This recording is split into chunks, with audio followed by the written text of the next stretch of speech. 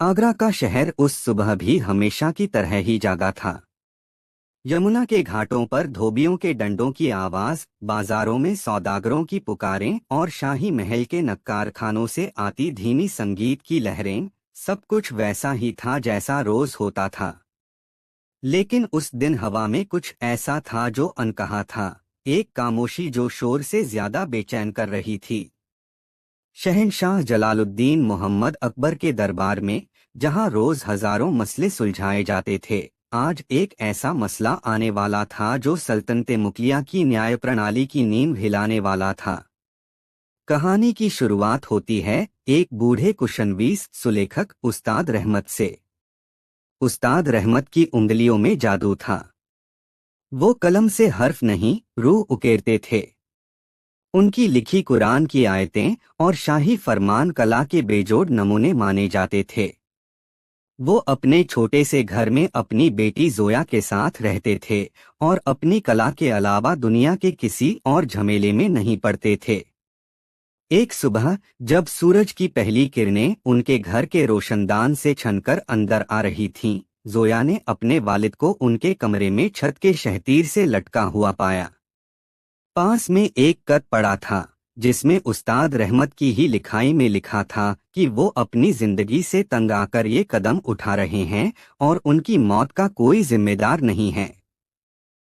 पहली नजर में ये एक सीधी सादी खुदकुशी का मामला लगता था।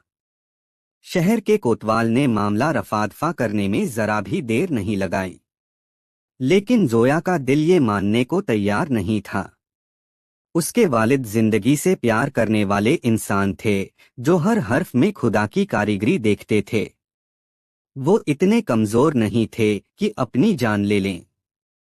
उसने खत को ध्यान से देखा।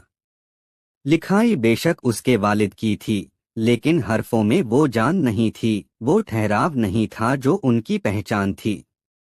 ऐसा लग रहा था जैसे किसी ने जबरदस्ती उनसे ये लिखवाया हो। जब कोतवाल ने उसकी एक न सुनी, तो जोया ने दरबार का रुख करने का फैसला किया। लेकिन वो जानती थी कि शहंशाह तक पहुंचना आसान नहीं। उसे किसी ऐसे शख्स की जरूरत थी जो न सिर्फ उसकी बात सुने, बल्कि सच की तह तक जाने का हौसला भी रखता हो। और उस वक्त पूरे आगरा में ऐसा सिर्फ एक ही नाम था, बीरबल। बीरबल शहंशाह अकबर के नवरत्नों में सबसे चमकदार हीरा, अपनी हाजिर जवाबी और न्यायप्रियता के लिए मशहूर थे। जोया कई मुश्किलों के बाद बीरबल तक पहुंची। उसकी आंखों में आंसू और दिल में इंसाफ की उम्मीद थी। बीरबल ने बड़े ध्यान से उसकी पूरी बात सुनी। उन्होंने उस खत को देखा और जोया की बातों पर गौर किया। बीरबल की पारखी नजरें वो देख सकती थीं जो आम आंखें नहीं देख पातीं। उन्होंने भी महसूस किया कि खत की लिखाई में एक अजीब सी कंपकंपी है, एक बेबसी है। बीरबल ने जोया को तसल्ली दी और वादा किया कि वो इस मामले की तह तक जरूर जाएंगे। बीरबल ने अपनी जांच पड़ताल खुद शुरू की। वो उस्ताद रहमत के घर गए। वहां हर चीज करीने से रखी थी। कहीं कोई संघर्ष के निशान नहीं थे। बीरबल ने उनके काम करने की जगह को देखा। वहां कलम, दवात, कागज और कई अधूरी कलाकृतियां पड़ी थीं। बीरबल की नजर एक खास किस्म के कागज पर पड़ी। वो शाही कागज था, जो सिर्फ खास शाही फरमानों के लिए इस्तेमाल होता था और आम लोगों के पास उसका होना नामुमकिन था। बीरबल ने उस कागज के टुकड़े को चुपके से अपने पास रख लिया। उन्होंने आस पड़ोस के लोगों से बात की। ज्यादातर लोगों ने कुछ भी बताने से इनकार कर दिया। उनकी आंखों में एक अजीब सा डर था। सिर्फ एक बूढ़े मोची ने दबी जबान में बताया कि उस्ताद की मौत से कुछ दिन पहले रात के अंधेरे में एक शाही बग्घी उनके घर के पास रुकी थी और उसमें से कुछ रोबीले लोग उतरे थे। वो लोग कौन थे, ये कोई नहीं जानता था। बीरबल समझ गए कि ये मामला जितना सीधा दिख रहा है, उतना है नहीं। इसके तार कहीं गहरे और ऊंचे जुड़े हुए हैं। बीरबल ने अपनी जांच का दायरा बढ़ाया। उन्होंने शाही दस्तावेजों के मुहाफिज खाने अभिलेखागार का दौरा किया। वहां उन्होंने हाल ही में जारी हुए शाही फरमानों की जांच की। उन्हें कुछ भी संदिग्ध नहीं मिला, लेकिन उनकी नजर एक बात पर अटक गई। सल्तनत के सबसे अमीर और ताकतवर सूबेदारों में से एक मीर कासिम को हाल ही में कुछ नई जागीरें इनाम में दी गई थीं। मीर कासिम अपनी क्रूरता, चालाकी और बेपनाह दौलत के लिए जाना जाता था। दरबार में उसका बहुत रसूख था और बड़े बड़े मनसबदार उससे खौफ खाते थे। बीरबल को एक धुंधला सा शक हुआ, क्या उस्ताद रहमत की मौत का मीर कासिम से कोई लेना देना हो सकता है? लेकिन क्यों? एक अमीर सूबेदार को एक करीब कुशनवीस से क्या काम हो सकता था? बीरबल ने अपने जासूसों को मीर कासिम की गतिविधियों पर नजर रखने के लिए लगा दिया। कुछ दिनों बाद बीरबल को एक खबर मिली जिसने उनके शक को यकीन में बदलना शुरू कर दिया। उन्हें पता चला कि मीर कासिम ने हाल ही में कुछ बेमिसाल नक्काशी वाले दरवाजे और खिड़कियां बनवाई थीं। कारीगरों को मुंह मांगी रकम दी गई थी, लेकिन काम खत्म होने के बाद उनमें से 2 कारीगर रहस्यमय तरीके से गायब हो गए थे। ये एक तरीका था, एक पैटर्न था। मीर कासिम अपना काम निकलवाता और फिर राज को हमेशा के लिए दफन करने के लिए गवाहों को रास्ते से हटा देता था। बीरबल ने अब अपने दिमाग के घोड़े दौड़ाए। उस्ताद रहमत एक कुशनवीस थे। मीर कासिम को उनसे क्या काम हो सकता था? एक ही जवाब था, कुछ लिखवाना। और अगर वो शाही कागज का इस्तेमाल कर रहे थे, तो इसका मतलब था कि वो कोई आम खत नहीं, बल्कि एक शाही दस्तावेज लिखवा रहे थे। बीरबल का माथा ठनका। कहीं मीर कासिम कोई जाली शाही फरमान तो नहीं बनवा रहा था? एक ऐसा फरमान जो उसे और ज्यादा ताकत और ज्यादा जमीन दे सके, शायद इतनी कि वो शहंशाह के लिए ही कतरा बन जाए। और उस्ताद रहमत, जिनकी कला की कोई सानी नहीं थी, इस काम के लिए सबसे उपयुक्त व्यक्ति थे। काम हो जाने के बाद मीर कासिम ने राज को दबाने के लिए उस्ताद को खत्म कर दिया और उसे खुदकुशी का रंग दे दिया। ये एक भयानक ख्याल था, लेकिन सारी कड़ियां इसी तरफ इशारा कर रही थीं। अब बीरबल के सामने सबसे बड़ी चुनौती थी। उनके पास सिर्फ शक था, कोई ठोस सबूत नहीं। मीर कासिम कोई मामूली अपराधी नहीं था। वो सल्तनत का एक मजबूत स्तंभ था। उस पर बिना सबूत के इल्जाम लगाना अपने पैरों पर कुल्हाड़ी मारने जैसा था। दरबार में उसके हजारों हिमायती थे। अगर बीरबल नाकाम हुए तो उनकी अपनी जान और इज्जत दोनों खतरे में पड़ सकती थी। बीरबल ने शहंशाह अकबर से अकेले में मिलने का वक्त मांगा। अकबर अपने सबसे प्रिय सलाहकार की परेशानी भाप गए थे। बीरबल ने पूरी कहानी और अपना शक शहंशाह के सामने बयान किया। अकबर का चेहरा गुस्से से लाल हो गया। उन्हें यकीन नहीं हो रहा था कि उनकी सल्तनत में कोई ऐसा करने की जुर्रत कर सकता है। लेकिन वो एक अक्लमंद बादशाह थे। वो जानते थे कि बिना सबूत के मीर कासिम जैसे शक्तिशाली व्यक्ति पर हाथ डालना सल्तनत में बगावत को दावत दे सकता है। अकबर ने कहा, बीरबल, हम तुम्हारी बात पर यकीन करते हैं, लेकिन कानून सबूत मांगता है। दरबार भावनाओं से नहीं, दलीलों से चलता है। अगर तुम मीर कासिम को मुजरिम साबित करना चाहते हो, तो तुम्हें वो जाली फरमान या कोई ऐसा सबूत लाना होगा जिसे कोई झुठला न सके। अब बीरबल के लिए ये एक निजी लड़ाई बन चुकी थी। ये सिर्फ उस्ताद रहमत के कत्ल का मामला नहीं था, ये सल्तनत की सुरक्षा और न्याय की लाज का सवाल था। उन्हें पता था कि मीर कासिम ने वो जाली फरमान कहीं बहुत महफूज जगह पर छुपाया होगा। उसे उसकी हवेली से बाहर निकालना लगभग नामुमकिन था। मीर कासिम की हवेली किसी किले से कम नहीं थी, जिसके चप्पे चप्पे पर वफादार पहरेदार तैनात थे। बीरबल ने एक योजना बनाई। एक ऐसी योजना जो जितनी खतरनाक थी, उतनी ही चतुराई भरी भी। उन्होंने सबसे पहले मीर कासिम के मन में एक डर पैदा करने का सोचा। उन्होंने अफवाह फैला दी कि उस्ताद रहमत की रूह भटक रही है और वो अपने कातिल को बेनकाब करके रहेगी। साथ ही उन्होंने यह भी प्रचारित करवा दिया कि शहंशाह को उस्ताद की मौत पर शक हो गया है और वो इस मामले की दोबारा जांच करवा रहे हैं। यह सुनकर मीर कासिम बेचैन हो गया। उसे डर लगने लगा कि कहीं उसका राज खुल न जाए। एक शातिर दिमाग जब डरता है तो गलतियां करता है। बीरबल इसी का इंतजार कर रहे थे। कुछ दिनों बाद बीरबल ने शहंशाह से इजाजत लेकर आगरा के सभी बड़े कुशनबीसों और कलाकारों के सम्मान में एक समारोह का आयोजन किया। इस समारोह में सल्तनत के सभी बड़े अमीरों और मनसबदारों को बुलाया गया। मीर कासिम भी उनमें से एक था। समारोह का मकसद था कला को बढ़ावा देना और बेहतरीन कलाकार को शहंशाह-ए-आलम का खिताब देना। समारोह के दौरान बीरबल ने एक अजीब सी घोषणा की। उन्होंने कहा, उस्ताद रहमत की याद में हम आज एक ऐसी कलाकृति की पहचान करेंगे जो उनकी शैली से सबसे ज्यादा मिलती जुलती हो। हमारे पास उस्ताद के हाथ का लिखा एक अधूरा दस्तावेज है। जो भी कलाकार उसे उसी शैली में पूरा करेगा, उसे शाही खजाने से अशरफियों से तौल दिया जाएगा। यह कहकर बीरबल ने एक संदूक से एक कागज निकाला। वो वही शाही कागज का टुकड़ा था जो उन्हें उस्ताद के घर से मिला था।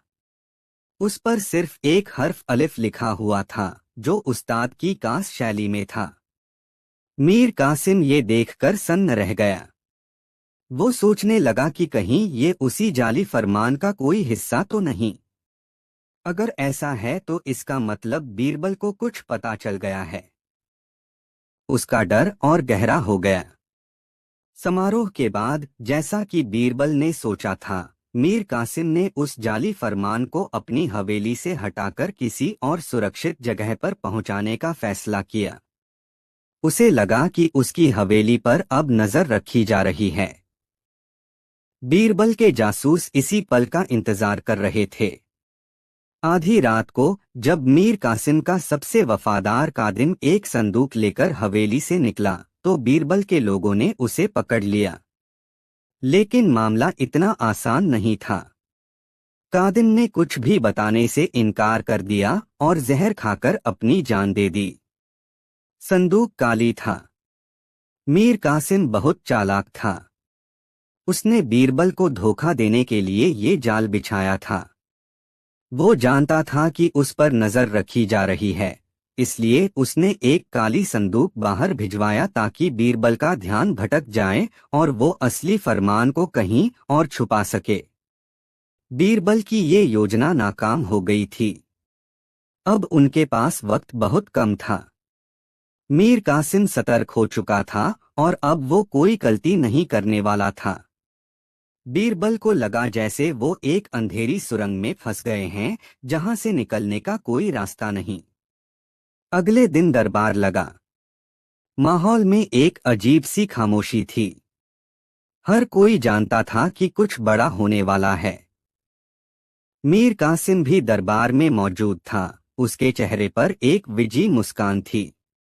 उसे लग रहा था कि उसने बीरबल को मात दे दी है। शहंशाह अकबर ने बीरबल की तरफ देखा। उनकी आंखों में सवाल था। बीरबल ने गहरी सांस ली और आगे बढ़े। उन्होंने कहा, आलमपनाह, उस्ताद रहमत ने खुदकुशी नहीं की थी, उनका कत्ल हुआ था। और ये कत्ल सल्तनत के खिलाफ एक बहुत बड़ी साजिश का हिस्सा है। पूरा दरबार सन्न रह गया। एक दरबारी ने हिम्मत करके पूछा, क्या आपके पास इसका कोई सबूत है, बीरबल जी? मीर कासिम हंसा। सबूत? इनके पास कयाली पुलाव के सिवा और क्या हो सकता है? ये एक वफादार सूबेदार की इज्जत उछालने की कोशिश कर रहे हैं। दरबार के कई अमीर मीर कासिम के पक्ष में बोलने लगे। माहौल बीरबल के खिलाफ हो रहा था। मुख्य काजी ने भी कानून और सबूत की दुहाई दी। ऐसा लग रहा था जैसे पूरा न्यायतंत्र मीर कासिम की ताकत और खौफ के आगे झुक गया हो। वो एक ऐसा पल था जब लग रहा था कि इंसाफ खुद डर गया है, एक ताकतवर मुजरिम के सामने बेबस और लाचार खड़ा है। शहंशाह अकबर भी कानून से बंधे थे। वो चाहकर भी कुछ नहीं कर पा रहे थे। उनकी नजरें बीरबल पर टिकी थीं, जिनमें एक आखिरी उम्मीद बाकी थी। बीरबल शांत खड़े रहे। जब शोर थोड़ा कम हुआ तो उन्होंने अपनी आवाज बुलंद की। सबूत है आलमपना। सबूत मुजरिम के पास ही है, लेकिन वो इतना शातिर है कि उसे ढूंढना नामुमकिन सा है। फिर वो मीर कासिम की तरफ मुड़े और बोले, मीर कासिम साहब, आप सल्तनत के एक वफादार सेवक हैं, इसमें कोई शक नहीं। आपकी बहादुरी के किस्से हमने भी सुने हैं, लेकिन एक कलाकार की मौत पर आपकी खामोशी थोड़ी अजीब लगती है। खासतौर पर तब जब वो कलाकार आपके लिए कोई खास काम कर रहा था। मीर कासिम ने तंज से कहा, मैं किसी करीब कुशनवीस को नहीं जानता। अच्छा, बीरबल मुस्कुराए। लेकिन आपकी नई हवेली के दरवाजे कुछ और ही कहानी कहते हैं। उन पर उस्ताद रहमत की शैली में कुरान की आयतें उकेरी गई हैं। इतनी बारीक कारीगरी सिर्फ उस्ताद ही कर सकते थे। क्या आप ये भी झुठलाएंगे? मीर कासिम का चेहरा पीला पड़ गया। ये एक छोटी सी बात थी जिस पर उसने ध्यान नहीं दिया था। बीरबल ने आगे कहा, आलमपनाह, मैं सिर्फ एक मौका चाहता हूँ। मैं मीर कासिम की हवेली की तलाशी लेना चाहता हूँ। मीर कासिम फौरन बोला, ये मेरा अपमान है। मेरे घर की तलाशी नहीं ली जा सकती। दरबार में फिर हंगामा शुरू हो गया, लेकिन इस बार अकबर ने सबको शांत कराया। उन्होंने कहा, मीर कासिम, अगर आप बेकसूर हैं तो आपको तलाशी से कोई डर नहीं होना चाहिए। बीरबल, हम तुम्हें इजाजत देते हैं। बीरबल और शाही दस्ते मीर कासिम की हवेली पहुंचे। उन्होंने चप्पा चप्पा छान मारा, लेकिन वो जाली फरमान कहीं नहीं मिला। जमीन के नीचे बने तहखाने, दीवारों में बनी खुफिया अलमारियां, सब देख लिया गया। मीर कासिम की मुस्कान और चौड़ी होती जा रही थी। बीरबल की हार निश्चित लग रही थी। जब सब उम्मीद छोड़ चुके थे, बीरबल हवेली के बीचों बीच बने खूबसूरत फव्वारे के पास आकर रुक गए। उन्होंने फव्वारे को गौर से देखा। वो संगमरमर का बना था और उस पर बेमिसाल नक्काशी थी। बीरबल ने सैनिकों को फव्वारे का पानी बंद करने का हुक्म दिया। फिर उन्होंने फव्वारे के एक कांस पत्थर पर दस्तक दी। आवाज खोखली थी। उन्होंने सैनिकों को पत्थर हटाने का आदेश दिया। मीर कासिम चीख पड़ा, ये तुम क्या कर रहे हो? ये मेरे बुजुर्गों की निशानी है। लेकिन तब तक देर हो चुकी थी। सैनिकों ने पत्थर हटा दिया था। अंदर एक खुफिया जगह थी, जिसे पानी से बचाने के लिए खास तरीके से बनाया गया था। उसके अंदर एक चमड़े के थैले में लिपटा हुआ एक दस्तावेज रखा था। बीरबल ने उसे बाहर निकाला। वो एक शाही फरमान था। उस पर शहंशाह अकबर की जाली मुहर लगी थी और उसमें मीर कासिम को दक्कन की पूरी सूबेदारी सौंपने का हुक्म लिखा था। साथ ही उसे अपनी निजी सेना रखने और कर वसूलने का अधिकार भी दिया गया था। ये सल्तनत के अंदर एक और सल्तनत बनाने की साजिश थी। फरमान की लिखाई हूबहू उस्ताद रहमत की थी, लेकिन आखिर में कुछ हर्फ अधूरे थे, जैसे लिखने वाले ने उसे जल्दी में या दबाव में लिखा हो। सबूत सामने था, साफ, स्पष्ट और अकाट्य। मीर कासिम का चेहरा सफेद पड़ चुका था। उसकी सारी हेकड़ी, सारा कुरूर एक पल में खत्म हो गया। उसने भागने की कोशिश की, लेकिन सैनिकों ने उसे पकड़ लिया। जब मीर कासिम को जंजीरों में जकड़कर दरबार में लाया गया, तो वहां मौत जैसा सन्नाटा था। जो लोग कुछ देर पहले तक उसकी हिमायत कर रहे थे, अब नजरें चुरा रहे थे। इंसाफ, जो कुछ देर पहले डरा और सहमा हुआ लग रहा था, अब अपना सिर उठाकर खड़ा था। उसका डर खत्म हो चुका था क्योंकि सच की ताकत ने उसे सहारा दे दिया था। शहंशाह अकबर की आंखों में गुस्से के साथ साथ एक गहरी पीड़ा भी थी। उन्होंने मीर कासिम से कहा, हमने तुम्हें इज्जत दी, जागीर दी, भरोसा दिया, और तुमने हमारी पीठ में छुरा घोंपा। तुमने न सिर्फ एक बेगुनाह कलाकार की जान ली, बल्कि इस सल्तनत की जड़ों को खोखला करने की कोशिश की। तुम्हारी सजा इतिहास में एक मिसाल बनेगी। मीर कासिम को देशद्रोह और कत्ल के जुर्म में मौत की सजा सुनाई गई। उसकी सारी जायदाद जब्त कर ली गई और उसके परिवार को देश निकाला दे दिया गया। उस दिन दरबार खत्म होने के बाद अकबर ने बीरबल को अपने कास कक्ष में बुलाया। शहंशाह कुछ देर खामोश रहे, फिर बोले, बीरबल, आज तुमने सिर्फ एक मुजरिम को सजा नहीं दिलवाई, तुमने हमारे यकीन को टूटने से बचाया है। आज दरबार में एक वक्त ऐसा आया था जब हमें लगा कि ताकत और खौफ ने इंसाफ का गला घोंट दिया है। हमें लगा कि हमारी सल्तनत का न्यायतंत्र इतना कमजोर है कि एक अमीर आदमी उसे खरीद सकता है या डरा सकता है। बीरबल ने अदब से सिर झुकाकर कहा, आलमपनाह, इंसाफ एक तराजू की तरह है। कभी कभी ताकत का पलड़ा भारी हो जाता है और वो एक तरफ झुक जाता है, लेकिन सच में इतनी ताकत होती है कि उसका एक छोटा सा कंकर भी तराजू को वापस बराबर कर सकता है। बस उस कंकर को सही वक्त पर सही जगह रखने वाले हाथ चाहिए होते हैं। जब तक सल्तनत में आप जैसे इंसाफ पसंद बादशाह और सच के लिए लड़ने वाले लोग मौजूद हैं, इंसाफ कभी डर तो सकता है पर मर नहीं सकता। अकबर बीरबल की बात सुनकर मुस्कुराए। उस दिन के बाद उन्होंने अपनी न्याय व्यवस्था को और भी मजबूत बनाने के लिए कई सुधार किए। उस्ताद रहमत की बेटी जोया को शाही खजाने से मुआवजा दिया गया और उसकी हर तरह से मदद की गई। आगरा शहर फिर से अपनी रफ्तार से चलने लगा था, लेकिन उस दिन की कहानी लोगों की जुबान पर हमेशा के लिए रह गई। वो कहानी थी बीरबल की अक्लमंदी की, शहंशाह अकबर के न्याय की, और उस एक दिन की जब एक ताकतवर मुजरिम के सामने इंसाफ भी डर गया था, लेकिन सिर्फ कुछ पलों के लिए, क्योंकि सच की रोशनी ने आखिरकार डर के अंधेरे को चीर ही दिया था।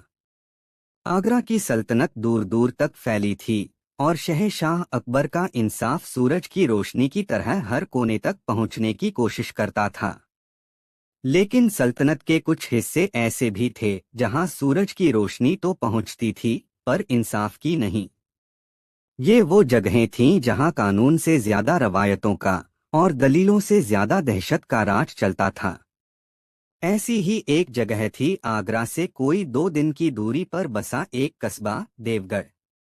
देवगढ़ अपनी उपजाऊ जमीन और मेहनती लोगों के लिए जाना जाता था, पर उससे भी ज्यादा वो मशहूर था अपने एक प्राचीन विश्वास के लिए।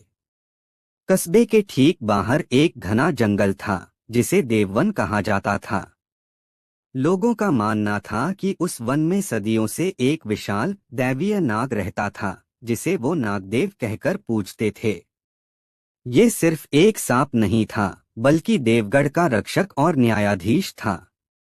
मान्यता थी कि जब भी देवगढ़ में कोई बड़ा अन्याय होता था या कोई ऐसा गुनाह होता था जिसका मुजरिम पकड़ में न आए, तो नागदेव खुद इंसाफ करते थे।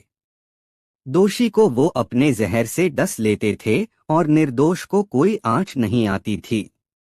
इस किंवदंती ने देवगढ़ के लोगों के दिलों में एक गहरा खौफ और श्रद्धा बिठा दी थी, और वहां के लोग दरबार या कोतवाल के पास जाने से पहले नागदेव के इंसाफ का इंतजार करते थे।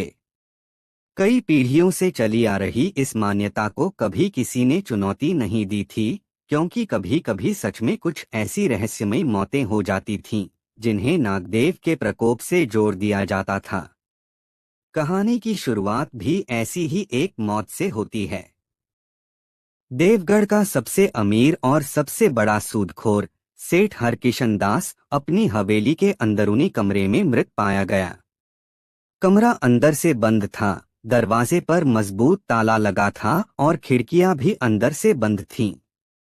सेठ की लाश उसकी तिजोरी के पास पड़ी थी और उसके गले पर 2 छोटे नीले निशान थे, ठीक वैसे ही जैसे किसी जहरीले सांप के काटने से बनते हैं। तिजोरी भरी हुई थी, एक भी सिक्का गायब नहीं था। हवेली में किसी के जबरदस्ती घुसने का कोई निशान नहीं था। पहली नजर में यह एक पहेली थी, लेकिन देवगढ़ के लोगों के लिए इसका जवाब साफ था, ये नागदेव का इंसाफ था। सेठ हरकिशन दास एक क्रूर आदमी था। उसने कई किसानों की जमीनें हड़प ली थीं, कई लोगों को कर्ज के बोझ तले ऐसा दबाया था कि वो अपनी जिंदगी हार गए थे। लोगों ने कानाफूसी शुरू कर दी कि जरूर सेठ ने कोई ऐसा बड़ा पाप किया होगा जिसकी सजा उसे नागदेव ने दी है। मामला स्थानीय मुखिया के पास पहुंचा। मुखिया ने जांच की, लेकिन उसके हाथ कुछ नहीं लगा। बंद कमरे में मौत, सांप के डसने जैसे निशान और कोई लूटपाट नहीं। वो भी इस नतीजे पर पहुंचा कि यह किसी इंसान का काम नहीं हो सकता। उसने मामला रफा-दफा करते हुए इसे दैवीय प्रकोप बता दिया। लेकिन सेठ हरकिशन दास का इकलौता बेटा केशव यह मानने को तैयार नहीं था। केशव अपने पिता जैसा नहीं था। वो नर्म दिल और पढ़ा लिखा नौजवान था, जो आगरा में तालीम हासिल करके हाल ही में लौटा था। वो जानता था कि उसके पिता ने कई गलत काम किए थे, लेकिन उसे यकीन था कि ये कोई दैवीय प्रकोप नहीं, बल्कि एक सोची समझी साजिश के तहत किया गया कत्ल है। उसने मुखिया से गुहार लगाई, लेकिन मुखिया ने अंधविश्वास और लोगों के डर के आगे उसकी एक न सुनी। जब देवगढ़ में उसे इंसाफ की कोई उम्मीद नहीं दिखी, तो उसने आगरा का रुख किया। कई मुश्किलों के बाद उसकी फरियाद शहंशाह अकबर के दरबार तक पहुंची। अकबर को जब इस अजीबोगरीब मामले के बारे में पता चला, तो उनकी भी दिलचस्पी जागी। एक बंद कमरे में कत्ल और सारा शक एक सांप पर, ये बात उनके गले नहीं उतर रही थी। उन्होंने आगरा के सबसे काबिल कोतवाल को देवगढ़ भेजा, लेकिन वो भी खाली हाथ लौटा। गांव वाले उससे बात करने को तैयार नहीं थे, और जो भी सबूत थे वो किसी इंसान की तरफ इशारा ही नहीं कर रहे थे। कोतवाल ने भी लौटकर यही कहा कि हुजूर, ये मामला इंसानी समझ से परे है, वहां के लोग इसे अपने देवता का काम मानते हैं। जब सारे रास्ते बंद हो गए, तो अकबर की नजर अपने सबसे भरोसेमंद और अक्लमंद सलाहकार पर पड़ी, बीरबल। अकबर ने बीरबल को बुलाया और पूरी कहानी बताई। बीरबल ने बड़े ध्यान से सब कुछ सुना। उनकी आंखों में एक खास चमक थी, जो हमेशा किसी उलझी हुई पहेली को सुलझाने से पहले दिखाई देती थी। बीरबल ने कहा, आलमपनाह, जहां अक्ल काम करना बंद कर दे, वहां अंधविश्वास अपनी जगह बना लेता है। और जहां अंधविश्वास गहरा हो, वहां अपराधी के लिए छिपना सबसे आसान होता है। मुझे लगता है कि इस कत्ल का राज देवगढ़ की गलियों में नहीं, बल्कि वहां के लोगों के दिमाग में छिपा है। मुझे वहां जाने की इजाजत दी जाए। अकबर ने फौरन इजाजत दे दी। बीरबल ने अपने साथ कोई सिपाही या लावलश्कर नहीं लिया। वो एक आम सौदागर का भेष बदलकर अपने एक वफादार सहायक के साथ देवगढ़ के लिए रवाना हो गए। देवगढ़ पहुंचकर बीरबल ने एक सराय में डेरा डाला। उन्होंने किसी को यह जाहिर नहीं होने दिया कि वो कौन हैं। पहले कुछ दिन उन्होंने सिर्फ लोगों की बातें सुनी। वो बाजार में घूमते, चौपाल पर बैठते, मंदिर के बाहर लोगों से बतियाते और सिर्फ एक ही कहानी बार बार सुनते, नागदेव का इंसाफ। उन्होंने महसूस किया कि नागदेव का खौफ लोगों की रूह में बसा हुआ है। वो उस पर सवाल उठाने की सोच भी नहीं सकते थे। बीरबल समझ गए कि इस मामले को सुलझाने के लिए उन्हें लोगों के इस विश्वास को तोड़ना नहीं, बल्कि इसी का इस्तेमाल करना होगा। उन्होंने अपनी जांच शुरू की। सबसे पहले वो सेठ हरकिशन दास की हवेली गए। केशव ने उन्हें सब कुछ दिखाया। बीरबल ने उस कमरे का कोना कोना छान मारा जहां सेठ की मौत हुई थी। कमरा वाकई अंदर से बंद था। उन्होंने दीवारों, फर्श और छत को गौर से देखा। खिड़की की जाली लोहे की थी, जिसमें से किसी इंसान का गुजरना नामुमकिन था, लेकिन एक सांप आसानी से आ जा सकता था। बीरबल की नजरें कुछ ढूंढ रही थीं, कोई ऐसी चीज जो बाकी लोगों को न दिखी हो। तभी उनकी नजर फर्श पर बिछी दरी के एक कोने पर पड़ी। वहां एक हल्का सा, लगभग अदृश्य खरोंच का निशान था, जैसे किसी बारीक तार या रस्सी को वहां से खींचा गया हो। फिर उन्होंने सेठ के गले पर बने जख्मों के चित्र को देखा जो केशव ने बनवा रखा था। निशान गहरे और पास पास थे। बीरबल ने सांपों के बारे में थोड़ा बहुत पढ़ा था। उन्हें पता था कि ज्यादातर सांपों के काटने के निशान इतने सटीक और गहरे नहीं होते। ये निशान किसी सुई या पतले औजार से बनाए हुए ज्यादा लग रहे थे। बीरबल का शक गहरा गया कि ये कत्ल किसी इंसान ने ही किया है और बड़ी सफाई से उसे नागदेव का काम दिखाने की कोशिश की है। अब सवाल था, वो इंसान कौन हो सकता है? बीरबल ने उन लोगों की सूची बनाई जिन्हें सेठ हरकिशन दास से सबसे ज्यादा नफरत थी। इस सूची में 3 नाम सबसे ऊपर थे। पहला नाम था रघुपत का। रघुपत एक गरीब किसान था जिसकी जमीन सेठ ने कुछ हफ्ते पहले ही हड़प ली थी। रघुपत ने सरेआम सेठ को बर्बाद करने की धमकी दी थी। दूसरा नाम था दामोदर सेठ का। दामोदर सेठ हरकिशन दास का कारोबारी दुश्मन था। दोनों में हमेशा से होड़ लगी रहती थी और हरकिशन की मौत से सबसे ज्यादा फायदा दामोदर को ही हुआ था। तीसरा और सबसे पेचीदा नाम था मंगला का। मंगला एक खूबसूरत विधवा थी जिसके पति ने सेठ से कर्ज लिया था और चुका न पाने पर खुदकुशी कर ली थी। गांव में अफवाह थी कि सेठ की बुरी नजर मंगला पर थी और वो उसे परेशान करता था। बीरबल ने भेस बदलकर इन तीनों से अलग अलग मुलाकात की। रघुपत गुस्से में था, लेकिन उसकी आंखों में कातिल वाली चालाकी नहीं, बल्कि एक टूटे हुए इंसान की बेबसी थी। दामोदर सेठ अपनी अमीरी के नशे में चूर था और उसने हरकिशन की मौत पर अफसोस जताने का नाटक तो किया, लेकिन उसकी आंखों की चमक उसकी खुशी को छुपा नहीं पा रही थी। मंगला खामोश थी, उसकी खामोशी में दुख भी था और एक अजीब सा सुकून भी। बीरबल को तीनों पर शक था, लेकिन किसी के खिलाफ कोई सबूत नहीं था। हर कोई यही कहता था कि ये तो नागदेव का काम है, हम भला कौन होते हैं कुछ कहने वाले। बीरबल समझ गए कि जब तक नागदेव का पर्दा बीच में रहेगा, सच सामने नहीं आएगा। उन्हें इस पर्दे को हटाना था, और वो भी बिना लोगों की आस्था को चोट पहुंचाए। यहीं से बीरबल की असल योजना शुरू हुई। उन्होंने गांव में यह अफवाह फैलानी शुरू कर दी कि वो एक पहुंचे हुए तांत्रिक हैं जो आत्माओं और देवताओं से बात कर सकते हैं। उन्होंने सराय में छोटा सा दरबार लगाना शुरू कर दिया, जहां वो लोगों की छोटी मोटी समस्याओं का समाधान करने का नाटक करते। धीरे धीरे उनकी ख्याति फैलने लगी।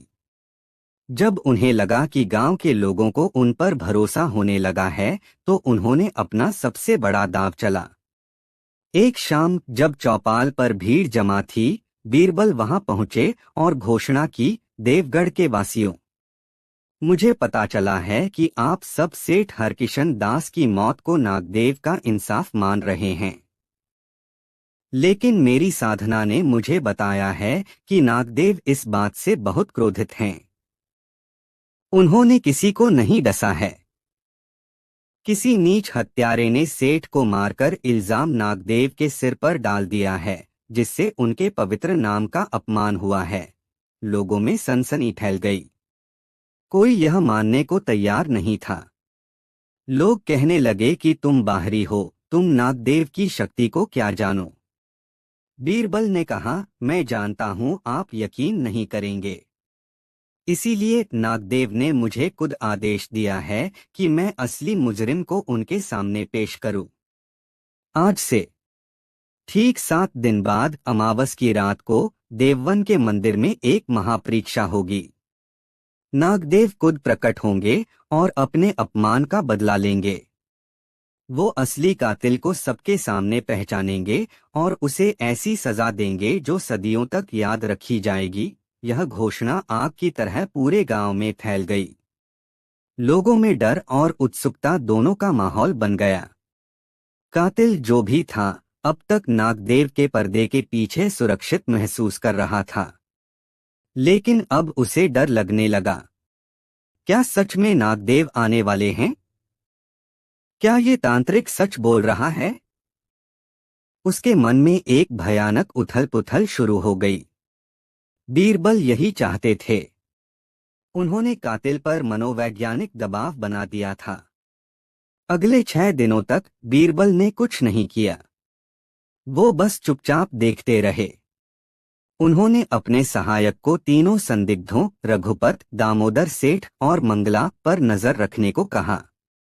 रघुपत बेचैन था। वो बार बार मंदिर जाकर माफी मांग रहा था कि कहीं नागदेव उसे सेठ को धमकी देने के लिए गलत न समझ लें। मंगला पहले से भी ज्यादा खामोश हो गई थी। वो अपने घर से बाहर ही नहीं निकल रही थी। लेकिन सबसे अजीब बर्ताव दामोदर सेठ का था। वो बाहर से तो शांत दिखने का नाटक कर रहा था, लेकिन बीरबल के जासूस ने बताया कि वो रातों को सो नहीं पाता और उसने आगरा से कुछ दवाइयां भी मंगवाई हैं। बीरबल का शक दामोदर पर गहरा होता गया। आखिरकार अमावस की रात आ ही गई। पूरा गांव देववन के बाहर इकट्ठा था। जंगल के अंदर बने छोटे से मंदिर को मशालों से रोशन किया गया था। माहौल में एक अजीब सी दहशत और रहस्य था। बीरबल ने मंदिर के बीचों बीच एक सा मिट्टी का घड़ा रखवाया, जिसके मुंह पर लाल कपड़ा बंधा था। उन्होंने घोषणा की, इसी घड़े के अंदर नागदेव विराजमान हैं। मैं एक एक करके उन सभी लोगों को अंदर बुलाऊंगा जिन पर सेठ के कत्ल का शक हो सकता है। उन्हें आकर इस घड़े में हाथ डालना होगा और कसम खानी होगी कि उन्होंने कत्ल नहीं किया। जो निर्दोष होगा उसे नागदेव कुछ नहीं कहेंगे, लेकिन जो दोषी होगा नागदेव उसे घड़े के अंदर ही डस लेंगे और उसका हाथ जहर से नीला पड़ जाएगा। यह सुनकर भीड़ में सिहरन दौड़ गई। बीरबल ने सबसे पहले रघुपत को बुलाया। रघुपत कांपते हुए अंदर गया। उसने डरते डरते घड़े में हाथ डाला, कसम खाई और हाथ बाहर निकाला। उसका हाथ बिल्कुल सही सलामत था। वो रोते हुए बाहर आया और बीरबल के पैरों में गिर पड़ा। फिर मंगला को बुलाया गया। वो भी अंदर गई। उसने भी घड़े में हाथ डाला और सुरक्षित बाहर आ गई। उसकी आंखों में आंसू थे, पर चेहरे पर एक सुकून था। अब आखिरी बारी दामोदर सेठ की थी। उसका चेहरा पहले ही पीला पड़ा हुआ था। उसके पैर लड़खड़ा रहे थे। बीरबल ने उसे अंदर जाने को कहा। दामोदर सेठ धीरे धीरे मंदिर में गया। अंदर सिर्फ वो और वो घड़ा था जिसमें नागदेव थे। कुछ पल के लिए अंदर खामोशी छा गई। फिर दामोदर सेठ की एक दबी हुई चीख सुनाई दी और वो लड़खड़ाता हुआ बाहर आया। उसने अपना हाथ ऊपर उठाया और हांफते हुए बोला, देखो, मैं बेकसूर हूं। नागदेव ने मुझे कुछ नहीं किया। सबने देखा, उसका हाथ बिल्कुल साफ था। उस पर कोई निशान नहीं था, न ही वो नीला पड़ा था। लोगों को लगा कि शायद तांत्रिक गलत था और कातिल कोई और ही है। दामोदर सेठ के चेहरे पर एक विजी मुस्कान तैर गई, लेकिन बीरबल शांत खड़े रहे। वो मुस्कुराए और बोले, सेठ जी, आप जल्दी में एक बात भूल गए। कृपया अपनी हथेली तो दिखाइए। दामोदर सेठ ने झिझकते हुए अपनी हथेली आगे की। बीरबल ने एक मशालची को पास बुलाया। रोशनी में सबने देखा कि दामोदर सेठ की हथेली पर काले रंग का पाउडर लगा हुआ है। बीरबल ने अपनी आवाज बुलंद की। देवगढ़ के लोगों, असली परीक्षा सांप के काटने की नहीं थी, बल्कि इंसान के डर की थी। मैंने इस घड़े में कोई सांप नहीं रखा था। इसके अंदर सिर्फ एक चीज थी, चंदन की बारीक पिसी हुई काली राख। मैंने सबसे कहा था कि घड़े में हाथ डालकर नागदेव को छूकर कसम खानी है। जो बेकसूर थे, उन्हें किसी बात का डर नहीं था। उन्होंने बेझिझक घड़े में हाथ डाला और अंदर रखी राख को छुआ, ये सोचकर कि वो नागदेव का पवित्र शरीर है। इसीलिए रघुपत और मंगला के हाथ बाहर से तो साफ थे, लेकिन उनकी हथेलियों पर राख का निशान था जो उन्होंने अंधेरे में नहीं देखा। बीरबल दामोदर सेठ की तरफ मुड़े। लेकिन ये कातिल हैं। इन्हें पता था कि इन्होंने गुनाह किया है। इन्हें डर था कि घड़े में सचमुच का सांप है जो इन्हें डस लेगा। इसलिए इन्होंने घड़े में हाथ डालने का सिर्फ नाटक किया। इन्होंने अपना हाथ घड़े के मुंह तक तो ले जाया, पर अंदर नहीं डाला। इन्होंने सांप को छूने का ढोंग किया और कसम खाकर बाहर आ गए। क्योंकि इन्होंने घड़े के अंदर हाथ डाला ही नहीं, इसलिए इनकी हथेली पर राख का कोई निशान नहीं है। यही है सेठ हरकिशन दास का कातिल। यह सुनते ही दामोदर सेठ के पैरों तले जमीन खिसक गई। उसका चेहरा सफेद पड़ गया। वो समझ गया कि वो बीरबल की चाल में फंस चुका है। भीड़ पकड़ो पकड़ो चिल्लाने लगी। इससे पहले कि दामोदर सेठ भाग पाता, बीरबल के सहायक और गांव के कुछ नौजवानों ने उसे पकड़ लिया। मनोवैज्ञानिक रूप से टूट चुका दामोदर सेठ ज्यादा देर टिक नहीं सका। उसने अपना गुनाह कबूल कर लिया। उसने बताया कि हरकिशन दास ने उसके कारोबार को तबाह करने की धमकी दी थी। उसने एक विदेशी सौदागर से एक ऐसा जहर खरीदा था जो सांप के जहर जैसा ही असर करता है और जिसके निशान भी वैसे ही होते हैं। अमावस की रात जब सब सो रहे थे, वो छत के रास्ते हरकिशन की हवेली में घुसा। उसने एक पतली और लंबी नली के सिरे पर जहर में डूबी सुई लगाई। फिर उसने हरकिशन के कमरे की खिड़की के पास की छत में एक छोटा सा छेद किया। जब सेठ अपनी तिजोरी के पास जमीन पर बैठा कुछ गिन रहा था, तो दामोदर ने उसी छेद से नली डालकर जहर वाली सुई उसकी गर्दन में चुभो दी। सेठ की वहीं मौत हो गई। फिर उसने उस छेद को वापस भर दिया ताकि किसी को शक न हो। उसने कमरे को अंदर से बंद दिखाने के लिए एक पतले तार का इस्तेमाल किया था, जिसे उसने दरवाजे की कुंडी में फंसाकर बाहर से खींचा था। दरी पर मिली खरोंच उसी तार की थी। उसे पूरा यकीन था कि गांव के लोग इसे नागदेव का काम मान लेंगे और वो साफ बच जाएगा। बीरबल की घोषणा के बाद वो डर गया था, लेकिन उसे यकीन नहीं था कि कोई तांत्रिक सच में नागदेव को बुला सकता है। फिर भी डर के मारे उसने घड़े में हाथ नहीं डाला और यही गलती उसकी पकड़ का कारण बन गई। देवगढ़ के लोगों की आंखें खुल गईं। उन्हें समझ आया कि वो कितने बड़े अंधविश्वास में जी रहे थे। उन्होंने बीरबल से अपनी नासमझी के लिए माफी मांगी। बीरबल ने उन्हें समझाया, श्रद्धा रखना गलत नहीं है, पर अंधविश्वास रखना गुनाह है।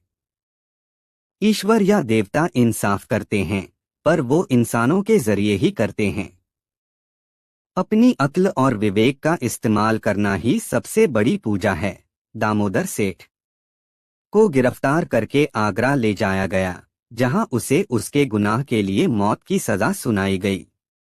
जब बीरबल वापस दरबार पहुंचे, तो शहंशाह अकबर उनकी वापसी का इंतजार कर रहे थे। बीरबल ने उन्हें पूरी कहानी सुनाई। अकबर सुनकर हैरान रह गए और बीरबल की बुद्धिमानी पर बहुत खुश हुए। उन्होंने कहा, बीरबल, तुमने सिर्फ एक कातिल को नहीं पकड़ा, बल्कि तुमने एक पूरे कस्बे को अज्ञान के अंधेरे से बाहर निकाला है। तुमने साबित कर दिया कि सबसे बड़ा न्यायाधीश इंसान का अपना विवेक और सच को खोजने की हिम्मत होती है। बीरबल ने सिर झुकाकर कहा, आलमपनाह, मैंने तो सिर्फ एक छोटा सा नाटक किया था। असली इंसाफ तो कातिल के अपने डर ने किया। कभी कभी इंसाफ करने के लिए सांप की नहीं, सिर्फ सांप के खौफ की जरूरत पड़ती है। उस दिन के बाद देवगढ़ में बहुत कुछ बदल गया। देववन और नागदेव में लोगों की श्रद्धा तो बनी रही, लेकिन अब वो उसे एक रक्षक के रूप में देखते थे, अंधविश्वास के न्यायाधीश के रूप में नहीं। और ये कहानी सल्तनत में दूर दूर तक फैल गई कि कैसे बीरबल ने एक ऐसे सांप से इंसाफ करवाया जो कभी था ही नहीं। सल्तनते मुगलिया की राजधानी आगरा उन दिनों न सिर्फ अपनी ताकत और शान शौकत के लिए जानी जाती थी, बल्कि दुनिया भर के हुनरमंदों, व्यापारियों और अजीबोगरीब चीजें लेकर आने वाले सौदागरों का मरकज भी थी। शहंशाह अकबर का दरबार हर रोज किसी नए करिश्मे, किसी नई पेशकश का गवाह बनता था। लेकिन उस दिन जो होने वाला था, वो आने वाले कई सालों तक दरबार की दरोदीवारों में एक किंवदंती बनकर गूंजने वाला था। कहानी की शुरुआत होती है इस्फहान के एक सौदागर मीर जफर इस्फहानी के आगरा आगमन से। मीर जफर कोई आम सौदागर नहीं था। उसकी आंखें गहरी और रहस्यमयी थीं। उसकी बातों में शहद की मिठास और जहर की तेजी दोनों घुली हुई थीं, और उसके पास ऐसी ऐसी नायाब चीजों का जखीरा था जो इंसान को हैरत में डाल दें। जब उसे शहंशाह अकबर के दरबार में पेश होने का मौका मिला, तो वो अपने साथ एक बड़ी सी मखमल के कपड़े में लिपटी हुई चीज लेकर आया। दरबार खचाखच भरा था। मनसबदार, अमीर, नवरत्न सभी अपनी अपनी जगहों पर विराजमान थे। शहंशाह अकबर अपने तख्ते ताउस पर बैठे थे। उनकी आंखों में एक स्वाभाविक जिज्ञासा थी। मीर जफर ने अदब से 3 बार झुककर सलाम किया और फिर अपनी जादुई आवाज में बोलना शुरू किया, जहांपनाह, दुनिया की हर नायाब चीज आपके कदमों में सर झुकाती है। मैं काकसार इस्फहान से आपके लिए कोई दौलत या जवाहरात नहीं, बल्कि एक ऐसी शय लेकर आया हूं जिसकी कीमत दुनिया की तमाम दौलत मिलकर भी नहीं चुका सकती। यह कहकर उसने उस चीज पर से मखमल का कपड़ा हटाया। कपड़े के हटते ही पूरे दरबार की आंखें चौंधिया गईं। सामने एक विशाल आईना था। उसका फ्रेम शुद्ध सोने का बना था, जिस पर माणिक और पन्ने की ऐसी बारीक पच्चीकारी थी कि देखने वाले की नजरें वहीं ठहर जाएं। लेकिन फ्रेम से भी ज्यादा हैरतअंगेज था आईने का शीशा। वो इतना साफ, इतना बेदाग था कि लगता ही नहीं था कि वो शीशा है। ऐसा लगता था जैसे हवा का एक टुकड़ा किसी ने कैद कर लिया हो। अकबर प्रभावित हुए। उन्होंने कहा, मीर जफर, बेशक ये आईना खूबसूरत है, बेमिसाल है, लेकिन तुमने इसे दुनिया की सबसे कीमती शय क्यों कहा? ये है तो एक आईना ही। मीर जफर रहस्यमय ढंग से मुस्कुराया। आलमपनाह, ये कोई आम आईना नहीं। ये है आईना हकीकत, सच्चाई का आईना। ये सिर्फ इंसान का चेहरा नहीं दिखाता, ये उसकी रूह दिखाता है। जो इंसान दिल का साफ है, जिसकी नीयत नेक है, उसे इस आईने में अपनी सबसे खूबसूरत तस्वीर नजर आती है। लेकिन यहाँ आकर वो एक पल के लिए रुका, जिससे दरबार में सन्नाटा और गहरा हो गया। लेकिन अगर कोई झूठा, फरेबी या पापी इंसान इसके सामने खड़ा हो जाए, जिसके दिल में चोर हो या जिसके हाथों पर किसी बेगुनाह का खून हो, तो ये आईना उसकी बदसूरती को बर्दाश्त नहीं कर पाता। ये आईना सच्चाई का इतना बड़ा तरफदार है कि ये झूठ से, गुनाह से डरता है। जैसे ही कोई पापी इसके सामने आता है, ये आईना खौफ से कांप उठता है और चकनाचूर हो जाता है। पूरा दरबार सन्न रह गया। ये एक अविश्वसनीय बात थी। एक ऐसा आईना जो रूह देख सकता हो और झूठ से डरकर टूट जाता हो। कुछ दरबारियों ने इसे मीर जफर का ढोंग बताया, तो कुछ उसकी बातों के तिलिस्म में खो गए। अकबर खुद भी उलझन में थे। पर उनकी उत्सुकता चरम पर थी। बीरबल, जो अब तक खामोशी से सब कुछ देख और सुन रहे थे, उनके चेहरे पर एक हल्की सी मुस्कान थी, जिसे पढ़ पाना किसी के बस की बात नहीं थी। उनकी नजरें मीर जफर पर नहीं, बल्कि उस आईने पर टिकी थीं, जैसे वो शीशे के पार कुछ और देखने की कोशिश कर रहे हों। शहंशाह ने कहा, मीर जफर, तुम्हारी बात में अगर सच्चाई है तो ये वाकई एक करिश्मा है। हम इसे आजमाना चाहेंगे। मीर जफर ने सिर झुकाया।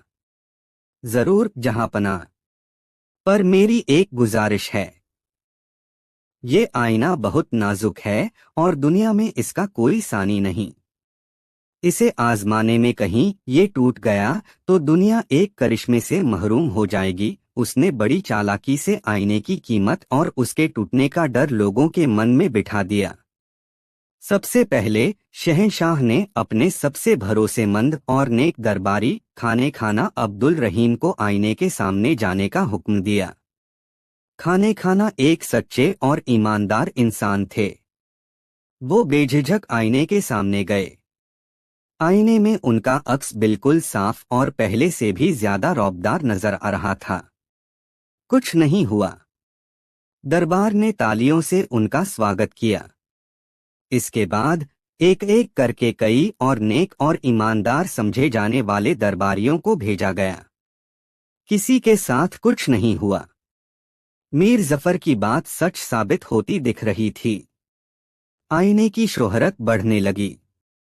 अब बारी उन लोगों की थी जिनके मन में थोड़ा भी खोट था। शहंशाह ने मजाक में एक ऐसे अमीर को बुलाया जो अपनी कंजूसी के लिए मशहूर था।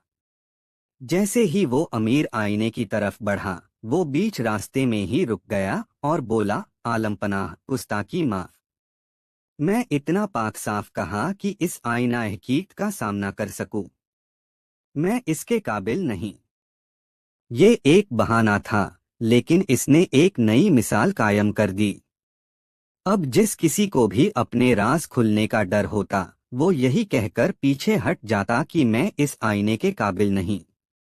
धीरे धीरे दरबार में एक अजीब सा माहौल बन गया। आईना की दरबार के बीचों बीच एक सिंहासन पर स्थापित कर दिया गया, और वो सिर्फ एक आईना नहीं रहा, वो इंसाफ और सच्चाई का एक प्रतीक बन गया। लेकिन ये एक ऐसा प्रतीक था जिसके सामने जाने से हर कोई डरता था। लोगों ने कहना शुरू कर दिया कि ये आईना वाकई सच्चाई से डरता है, पापियों की सच्चाई से। मीर जफर का कद दरबार में बहुत बढ़ गया। शहंशाह ने उसे रहने के लिए एक आलीशान हवेली दी और उसे अपना खास सलाहकार बनाने पर भी गौर करने लगे। बीरबल ये सब खामोशी से देख रहे थे। उन्हें यकीन था कि दाल में कुछ काला है। कोई भी बेजान चीज, चाहे वो कितनी भी नायाब क्यों न हो, रूह नहीं पड़ सकती।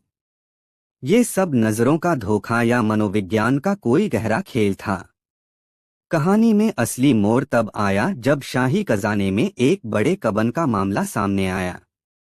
खजाने के एक पुराने और भरोसेमंद मुंशी हरकिशन पर 10,000 अशर्फिया गायब करने का इल्जाम लगा। इल्जाम लगाने वाला था खजाने का नया नायब निगरां इनायत खान, जो बहुत कम समय में अपनी चापलूसी और होशियारी से तरक्की पा गया था।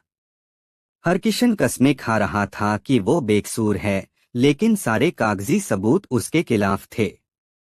उसके घर की तलाशी में कुछ अशर्फिया भी मिली थीं, जो उसने अपनी बेटी की शादी के लिए बचाई थीं, लेकिन इनायत खान ने उन्हें भी चोरी का माल बताकर पेश कर दिया। मामला दरबार में आया। हरकिशन रो रो कर अपनी बेगुनाही की दुहाई दे रहा था। शहंशाह अकबर भी दुविधा में थे। हरकिशन ने सालों तक ईमानदारी से सल्तनत की सेवा की थी, लेकिन सबूत उसके खिलाफ थे। तभी इनायत खान आगे आया और बोला, आलमपनाह, जब हमारे पास सच्चाई को परखने के लिए खुद आईना-ए-हकीकत मौजूद है, तो हम इस दुविधा में क्यों पड़ें? दूध का दूध और पानी का पानी हो जाएगा। हरकिशन को आईने के सामने पेश किया जाए। अगर ये सच्चा है तो कुछ नहीं होगा, और अगर ये झूठा है तो आईना हमें खुद बता देगा। यह सुझाव सुनकर दरबार में सन्नाटा छा गया। यह एक भयानक प्रस्ताव था। अगर आईना टूट गया तो हरकिशन का जुर्म साबित हो जाएगा और उसे मौत की सजा मिलना तय था। मीर जफर, जो दरबार में मौजूद था, मुस्कुराया जैसे वो इसी पल का इंतजार कर रहा हो। हरकिशन का चेहरा खौफ से सफेद पड़ गया। वो ईमानदार था, लेकिन उसके मन में भी ये डर बैठ गया था कि कहीं इस जादुई आईने ने कोई गलती कर दी तो, या कहीं उसके जीवन के किसी और छोटे मोटे झूठ की वजह से आईना टूट गया तो। उसका आत्मविश्वास डगमगा गया। शहंशाह अकबर को भी ये सुझाव सही लगा। उन्होंने हुक्म दिया कि हरकिशन को आईने के सामने ले जाया जाए। हरकिशन के पैर कांप रहे थे। उसे लगा जैसे उसकी जिंदगी खत्म होने वाली है। उसकी बूढ़ी आंखों से आंसू बह रहे थे। तभी बीरबल, जो अब तक किसी गहरी सोच में डूबे थे, अपनी जगह से उठे।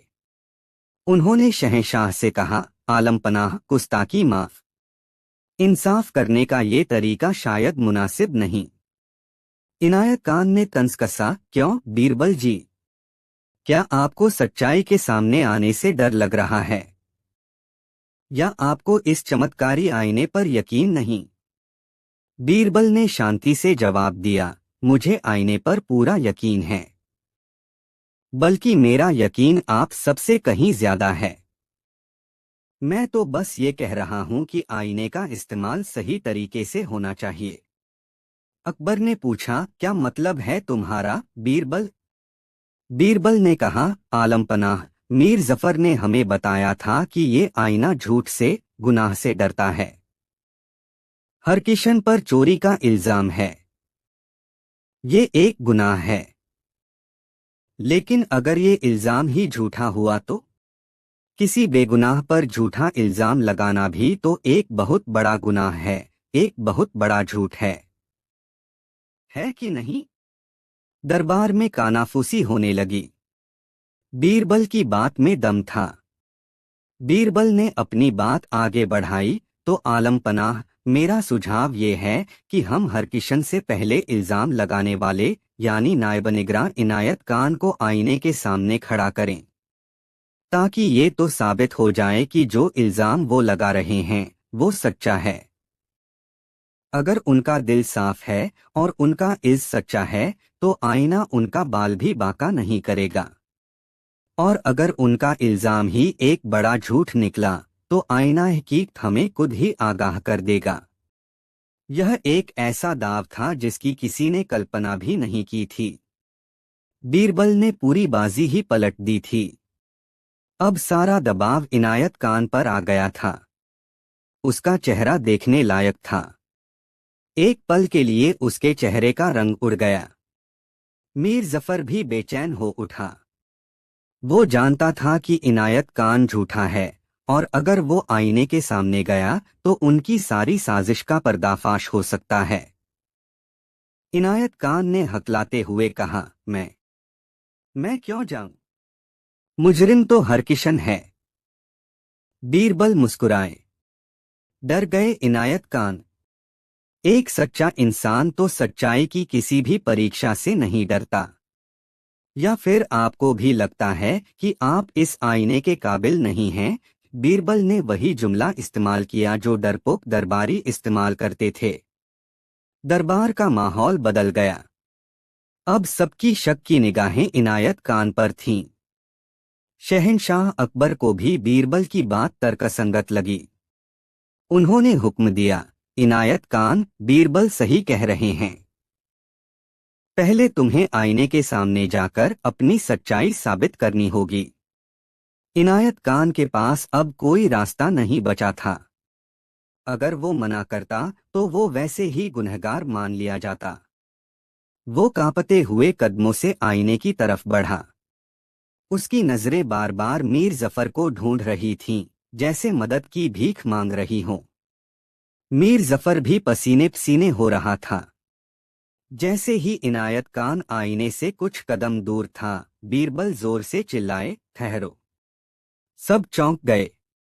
बीरबल शहंशाह के पास गए और धीरे से कहा, आलमपनाह, मुझे लगता है कि ये आईना बहुत कीमती है और एक झूठे इंसान के लिए हमें इसे खोना नहीं चाहिए।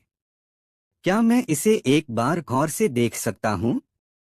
कहीं इसमें कोई खराबी तो नहीं? अकबर ने इजाजत दे दी। बीरबल आईने के पास गए। उन्होंने शीशे को नहीं बल्कि उसके खूबसूरत फ्रेम को बहुत ध्यान से देखना शुरू किया। वो अपनी उंगलियों से फ्रेम की नक्काशी को छू रहे थे, जैसे कोई हकीम नब्ज टटोल रहा हो। दरबारियों को लगा कि बीरबल सिर्फ वक्त बर्बाद कर रहे हैं। लेकिन तभी बीरबल एक जगह रुके। उन्होंने फ्रेम के निचले हिस्से में उकेरे हुए एक फूल को हल्का सा दबाया और फिर वो हुआ जिसकी किसी ने कल्पना भी नहीं की थी। खट की एक बहुत ही महीन आवाज आई और अगले ही पल वो विशाल बेदाग आईना एक जोरदार कड़ाक की आवाज के साथ बीच से चटक गया। उसमें हजारों बारीक दरारें पड़ गईं। वो टूटा नहीं पर बिखर गया। पूरा दरबार सकते में आ गया। मीर जफर की तो जैसे जान ही निकल गई। वो चीख पड़ा, ये क्या किया? तुमने मेरा बेशकीमती आईना तोड़ दिया। लेकिन बीरबल शांत थे। वो मुस्कुराते हुए शहंशाह की तरफ मुड़े और बोले, आलमपनाह, देखा आपने? ये आईना कितना चमत्कारी है। अभी तो इनायत खान इसके पास भी नहीं पहुंचा था, सिर्फ उसके दिल के झूठ और बेईमानी के ख्याल से ही ये डरकर टूट गया। इससे बड़ा सबूत और क्या हो सकता है कि इनायत खान झूठा है और हरकिशन बेकसूर है। अब इनायत खान और मीर जफर के पास कहने के लिए कुछ नहीं बचा था। उनकी अपनी ही चाल उन पर उल्टी पड़ चुकी थी। शहंशाह अकबर का चेहरा गुस्से से लाल हो गया। उन्होंने फौरन दोनों को गिरफ्तार करने का हुक्म दिया। मीर जफर का कद दरबार में बहुत बढ़ गया। शहंशाह ने उसे रहने के लिए एक आलीशान हवेली दी और उसे अपना खास सलाहकार बनाने पर भी गौर करने लगे। बीरबल ये सब खामोशी से देख रहे थे। उन्हें यकीन था कि दाल में कुछ काला है। कोई भी बेजान चीज, चाहे वो कितनी भी नायाब क्यों न हो, रूह नहीं पड़ सकती। ये सब नजरों का धोखा या मनोविज्ञान का कोई गहरा खेल था। कहानी में असली मोड़ तब आया जब शाही खजाने में एक बड़े कबन का मामला सामने आया। खजाने के एक पुराने और भरोसेमंद मुंशी हरकिशन पर 10,000 अशर्फिया कायद करने का इल्जाम लगा। इल्जाम लगाने वाला था खजाने का नया नायब निगरां इनायत खान, जो बहुत कम समय में अपनी चापलूसी और होशियारी से तरक्की पा गया था। हरकिशन कस्में खा रहा था कि वो बेकसूर है, लेकिन सारे कागजी सबूत उसके खिलाफ थे। उसके घर की तलाशी में कुछ अशर्फिया भी मिली थीं, जो उसने अपनी बेटी की शादी के लिए बचाई थीं, लेकिन इनायत खान ने उन्हें भी चोरी का माल बताकर पेश कर दिया। मामला दरबार में आया। हरकिशन रो रो कर अपनी बेगुनाही की दुहाई दे रहा था। शहंशाह अकबर भी दुविधा में थे। हरकिशन ने सालों तक ईमानदारी से सल्तनत की सेवा की थी, लेकिन सबूत उसके खिलाफ थे। तभी इनायत खान आगे आया और बोला, आलमपनाह, जब हमारे पास सच्चाई को परखने के लिए खुद आईनाए की मौजूद है, तो हम इस दुविधा में क्यों पड़ें? दूध का दूध और पानी का पानी हो जाएगा। हरकिशन को आईने के सामने पेश किया जाए। अगर ये सच्चा है तो कुछ नहीं होगा, और अगर ये झूठा है तो आईना हमें खुद बता देगा। यह सुझाव सुनकर दरबार में सन्नाटा छा गया। यह एक भयानक प्रस्ताव था। अगर आईना टूट गया तो हरकिशन का जुर्म साबित हो जाएगा और उसे मौत की सजा मिलना तय था। मीर जफर, जो दरबार में मौजूद था, मुस्कुराया जैसे वो इसी पल का इंतजार कर रहा हो। हरकिशन का चेहरा खौफ से सफेद पड़ गया। वो ईमानदार था, लेकिन उसके मन में भी ये डर बैठ गया था कि कहीं इस जादुई आईने ने कोई गलती कर दी तो, या कहीं उसके जीवन के किसी और छोटे मोटे झूठ की वजह से आईना टूट गया तो। उसका आत्मविश्वास डगमगा गया। शहंशाह अकबर को भी ये सुझाव सही लगा। उन्होंने हुक्म दिया कि हरकिशन को आईने के सामने ले जाया जाए। हरकिशन के पैर कांप रहे थे। उसे लगा जैसे उसकी जिंदगी खत्म होने वाली है। उसकी बूढ़ी आंखों से आंसू बह रहे थे। तभी बीरबल, जो अब तक किसी गहरी सोच में डूबे थे, अपनी जगह से उठे। उन्होंने शहंशाह से कहा, आलम पनाह, गुस्ताखी माफ। इंसाफ करने का ये तरीका शायद मुनासिब नहीं।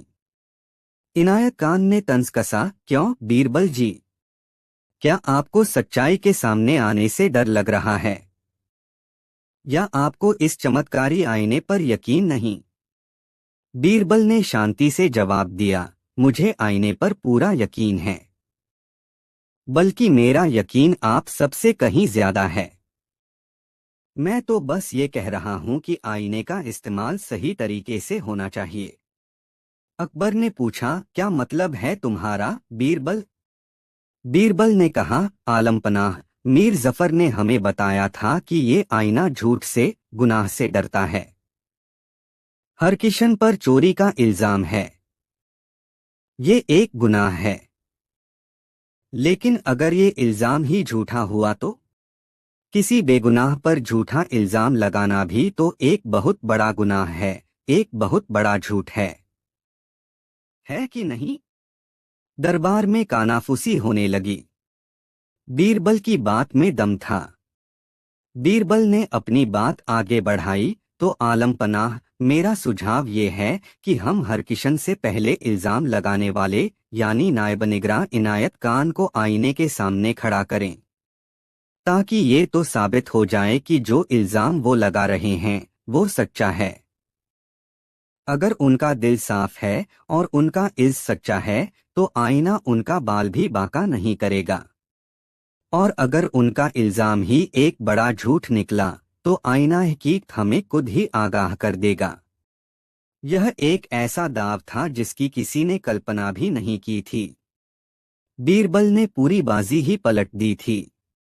अब सारा दबाव इनायत खान पर आ गया था। उसका चेहरा देखने लायक था। एक पल के लिए उसके चेहरे का रंग उड़ गया। मीर जफर भी बेचैन हो उठा। वो जानता था कि इनायत खान झूठा है, और अगर वो आईने के सामने गया तो उनकी सारी साजिश का पर्दाफाश हो सकता है। इनायत खान ने हकलाते हुए कहा, मैं क्यों जाऊं? मुजरिम तो हरकिशन है। बीरबल मुस्कुराए। डर गए इनायत खान। एक सच्चा इंसान तो सच्चाई की किसी भी परीक्षा से नहीं डरता। या फिर आपको भी लगता है कि आप इस आईने के काबिल नहीं हैं? बीरबल ने वही जुमला इस्तेमाल किया जो डरपोक दरबारी इस्तेमाल करते थे। दरबार का माहौल बदल गया। अब सबकी शक की निगाहें इनायत खान पर थीं। शहंशाह अकबर को भी बीरबल की बात तर्कसंगत लगी। उन्होंने हुक्म दिया, इनायत खान, बीरबल सही कह रहे हैं। पहले तुम्हें आईने के सामने जाकर अपनी सच्चाई साबित करनी होगी। इनायत खान के पास अब कोई रास्ता नहीं बचा था। अगर वो मना करता तो वो वैसे ही गुनहगार मान लिया जाता। वो कांपते हुए कदमों से आईने की तरफ बढ़ा। उसकी नजरें बार बार मीर जफर को ढूंढ रही थीं, जैसे मदद की भीख मांग रही हों। मीर जफर भी पसीने पसीने हो रहा था। जैसे ही इनायत खान आईने से कुछ कदम दूर था, बीरबल जोर से चिल्लाए, ठहरो। सब चौंक गए। बीरबल शहंशाह के पास गए और धीरे से कहा, आलम पनाह, मुझे लगता है कि ये आईना बहुत कीमती है, और एक झूठे इंसान के लिए हमें इसे खोना नहीं चाहिए। क्या मैं इसे एक बार गौर से देख सकता हूँ? कहीं इसमें कोई खराबी तो नहीं? अकबर ने इजाजत दे दी। बीरबल आईने के पास गए। उन्होंने शीशे को नहीं, बल्कि उसके खूबसूरत फ्रेम को बहुत ध्यान से देखना शुरू किया। वो अपनी उंगलियों से फ्रेम की नक्काशी को छू रहे थे, जैसे कोई हकीम नब्ज टटोल रहा हो। दरबारियों को लगा कि बीरबल सिर्फ वक्त बर्बाद कर रहे हैं। लेकिन तभी बीरबल एक जगह रुके। उन्होंने फ्रेम के निचले हिस्से में उकेरे हुए एक फूल को हल्का सा दबाया, और फिर वो हुआ जिसकी किसी ने कल्पना भी नहीं की थी। खट की एक बहुत ही महीन आवाज आई और अगले ही पल वो विशाल बेदाग आईना एक जोरदार कड़ाक की आवाज के साथ बीच से चटक गया। उसमें हजारों बारीक दरारें पड़ गईं। वो टूटा नहीं, पर बिखर गया। पूरा दरबार सकते में आ गया। मीर जफर की तो जैसे जान ही निकल गई। वो चीख पड़ा, ये क्या किया? तुमने मेरा बेशकीमती आईना तोड़ दिया। लेकिन बीरबल शांत थे। वो मुस्कुराते हुए शहंशाह की तरफ मुड़े और बोले, आलमपनाह, देखा आपने? ये आईना कितना चमत्कारी है। अभी तो इनायत खान इसके पास भी नहीं पहुंचा था, सिर्फ उसके दिल के झूठ और बेईमानी के ख्याल से ही ये डरकर टूट गया। इससे बड़ा सबूत और क्या हो सकता है कि इनायत खान झूठा है और हरकिशन बेकसूर है। अब इनायत खान और मीर जफर के पास कहने के लिए कुछ नहीं बचा था। उनकी अपनी ही चाल उन पर उल्टी पड़ चुकी थी। शहंशाह अकबर का चेहरा गुस्से से लाल हो गया। उन्होंने फौरन दोनों को गिरफ्तार करने का हुक्म दिया। बाद में जब उनसे सख्ती से पूछताछ की गई तो सारा राज खुल गया। मीर जफर कोई सौदागर नहीं, बल्कि एक शातिर धोखेबाज था और इनायत खान उसका साथी। वो दोनों मिलकर सल्तनत में अपनी पैठ बनाना चाहते थे। वो ईमानदार अफसरों को रास्ते से हटाकर अपनी मर्जी के लोगों को बिठाना चाहते थे ताकि वो खजाने में लूट खसोट कर सकें। और वो आईना, वो कोई जादुई आईना नहीं था। वो वेनिस के कारीगरों का बनाया एक आम लेकिन बहुत ही उम्दा किस्म का शीशा था। सारी चालाकी उसके फ्रेम में थी। फ्रेम के अंदर एक बहुत ही बारीक और मजबूत तार का तंत्र बनाया गया था जो शीशे पर अदृश्य दबाव बनाए रखता था। फ्रेम में उकेरे गए एक फूल के पीछे एक छोटा सा बटन या ट्रिगर था जिसे मीर जफर अपने हाथ में पहनी एक कांस अंगूठी से या किसी और तरीके से चुपके से दबा सकता था। बटन दबाते ही तार का दबाव हट जाता था और शीशे के अंदर का तनाव उसे तुरंत झटका देता था। उनकी योजना ये थी कि जब भी किसी को रास्ते से हटाना होता तो उसे आईने के सामने पेश किया जाता और मीर जफर चुपके से बटन दबाकर आईना तोड़ देता, जिससे उस इंसान का जुर्म साबित हो जाता। लोगों के मन में ये डर बिठा दिया गया था कि वो आईने के काबिल नहीं हैं, ताकि कोई भी बेवजह उसके पास जाकर उस पर शक न करे। बीरबल को पहले दिन से ही शक था। उन्होंने कई दिनों तक उस आईने और मीर जफर की हरकतों पर नजर रखी थी। उन्हें एहसास हो गया था कि राज शीशे में नहीं, फ्रेम में है। जब उन्होंने दरबार में फ्रेम को छुआ तो उन्हें उस गुप्त बटन का पता चल गया।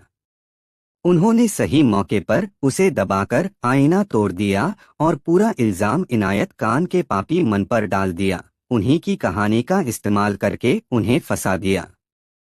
हरकिशन को बाइज्जत बरी कर दिया गया और उसकी खोई हुई इज्जत वापस दिलाई गई। मीर जफर और इनायत खान को उनके किए की सजा मिली। उस दिन शाम को अकबर ने बीरबल को अपने निजी कक्ष में बुलाया। उन्होंने पूछा, बीरबल, हम आज भी हैरान हैं। तुमने ये कैसे जान लिया कि सारा राज उस फ्रेम में है? बीरबल मुस्कुराए और बोले, आलमपनाह, दुनिया में कोई भी आईना रूह नहीं देख सकता, लेकिन इंसान की आंखें देख सकती हैं। मैंने दरबारियों की आंखों में उस आईने के लिए खौफ देखा था, पर मीर जफर की आंखों में मैंने खौफ नहीं, आत्मविश्वास देखा था। वो जानता था कि आईना तभी टूटेगा जब वो चाहेगा। बस यहीं से मेरा शक यकीन में बदल गया। वो आईना सच्चाई से नहीं डरता था, जहांपना, बल्कि वो लोग जिनके दिलों में झूठ और फरेब था, वो अपनी ही सच्चाई का सामना करने से डरते थे। वो आईना तो बस एक पर्दा था जिसके पीछे वो अपने डर को छुपा रहे थे। दुनिया का सबसे बड़ा आईना हकीकत तो इंसान का अपना ज़मीर होता है और उससे कोई झूठ छिप नहीं सकता। शहंशाह अकबर अपने इस नवरत्न की बुद्धिमानी पर एक बार फिर कायल हो गए। उस टूटे हुए आईने को दरबार से हटा दिया गया, लेकिन उसकी कहानी हमेशा के लिए अमर हो गई। एक ऐसे आईने की कहानी जिसे एक धोखेबाज ने झूठ को छुपाने का हथियार बनाया था, लेकिन एक अक्लमंद ने उसे ही सच्चाई को उजागर करने का जरिया बना दिया। वो कहानी थी बीरबल की, और उस आईने की जो सच्चाई से नहीं बल्कि इंसानी फरेब से टूटता था। आगरा का किला अपनी पूरी शानो शौकत के साथ यमुना के किनारे खड़ा था। उसकी लाल पत्थर की दीवारें सूरज की रोशनी में ऐसे चमकती थीं मानो उनमें सल्तनते मुगलिया का सारा तेज समा गया हो। उन दिनों शहंशाह जलालुद्दीन मोहम्मद अकबर का दरबार न सिर्फ इंसाफ और सियासत का मरकज था, बल्कि कला और संस्कृति का एक ऐसा संगम था जहां दुनिया भर के हुनरमंद अपनी किस्मत आजमाने आते थे। हर रोज कोई नया शायर, कोई नया मौसीकार या कोई नया मुसव्विर चित्रकार शहंशाह के सामने अपना हुनर पेश करता और मुहमांगा इनाम पाता। लेकिन उस दिन जो हुआ वो आगरा के इतिहास में एक अनबुझी पहेली बनकर दर्ज होने वाला था। दरबार आम दिनों की तरह ही सजा हुआ था। शहंशाह अपने तख्त पर विराजमान थे और उनके नवरत्न अपनी अपनी जगहों पर बैठे थे। तभी एक ऐलान हुआ कि बदख्शां से एक मुसव्विर उस्ताद फरहाद शहंशाह की खिदमत में एक नायाब तोहफा लेकर हाजिर होना चाहता है। इजाजत मिली और एक लंबे कद का दाढ़ी वाला शख्स दरबार में हुआ। उसकी आंखों में एक अजीब सी गहराई थी और उसके हाथ में मखमलके में लिपटी एक बड़ी सी तस्वीर थी। उसने अदब से झुककर सलाम किया और अपनी सधी हुई आवाज में कहा, आलमपनाह, ये काकसार आपके लिए पहाड़ों के उस पार से कोई दौलत या जवाहरात नहीं, बल्कि एक ऐसा ख्वाब लाया है जिसे मैंने अपने कूने जिगर से कैनवास पर उतारा है। एक ऐसी खूबसूरती जो शायद ही इस जमीन पर कहीं और देखने को मिले। यह कहकर उसने तस्वीर पर से मखमल का सरका दिया। एक पल के लिए पूरा दरबार, यहाँ तक कि शहंशाह अकबर भी जहाँ थे वहीं जम से गए। सामने एक औरत की तस्वीर थी। वो कौन थी, कहाँ की थी, कोई नहीं जानता था, लेकिन उसकी खूबसूरती अलौकिक थी। उसकी बड़ी बड़ी हिरनी जैसी आंखों में एक अजीब सी कशिश थी। उसके होंठ ऐसे थे जैसे अभी कुछ कहने को हो, और उसका चेहरा चांद की तरह रोशन था। लेकिन तस्वीर की सबसे खास और सबसे जानलेवा चीज थी उसकी मुस्कान। वो एक ऐसी मुस्कान थी जिसमें हजारों राज छिपे थे। वो कभी शर्मीली लगती, कभी चंचल, तो कभी उसमें एक हल्की सी उदासी नजर आती। ऐसा लगता था जैसे वो तस्वीर नहीं बल्कि कोई जीती जागती औरत हो जो शीशे के उस पार से सबको देख रही हो। शहंशाह अकबर कला के बड़े कदरदान थे। वो उस तस्वीर को देखकर मंत्रमुग्ध हो गए। उन्होंने कहा, वाकई उस्ताद फरहाद, तुम्हारे हाथों में जादू है। ऐसी तस्वीर हमने आज तक नहीं देखी। इस शाहकार मास्टरपीस के लिए तुम जो मांगोगे वो तुम्हें मिलेगा। उस्ताद फरहाद ने सिर झुकाकर कहा, आलमपनाह, आपने मेरे हुनर को सराहा, यही मेरा सबसे बड़ा इनाम है। बस मेरी एक छोटी सी गुजारिश है। इस तस्वीर का नाम मोहिनी है। इसे महल की किसी ऐसी दीवार पर लगाया जाए जहां से गुजरने वाले हर शख्स की नजर इस पर पड़े, ताकि इसकी खूबसूरती तन्हा न रह जाए। शहंशाह ने उसकी गुजारिश मान ली। उस्ताद फरहाद को अशर्फियों से भरी थैलियां इनाम में दी गईं और उसने अगले ही दिन वापस अपने वतन लौटने की इजाजत मांगी और चला गया। जैसे आया था वैसे ही रहस्यमय तरीके से गायब हो गया। शहंशाह के हुक्म पर उस तस्वीर को दीवान-ए-आम और दीवान-ए-खास को जोड़ने वाले मुख्य गलियारे की दीवार पर लगा दिया गया।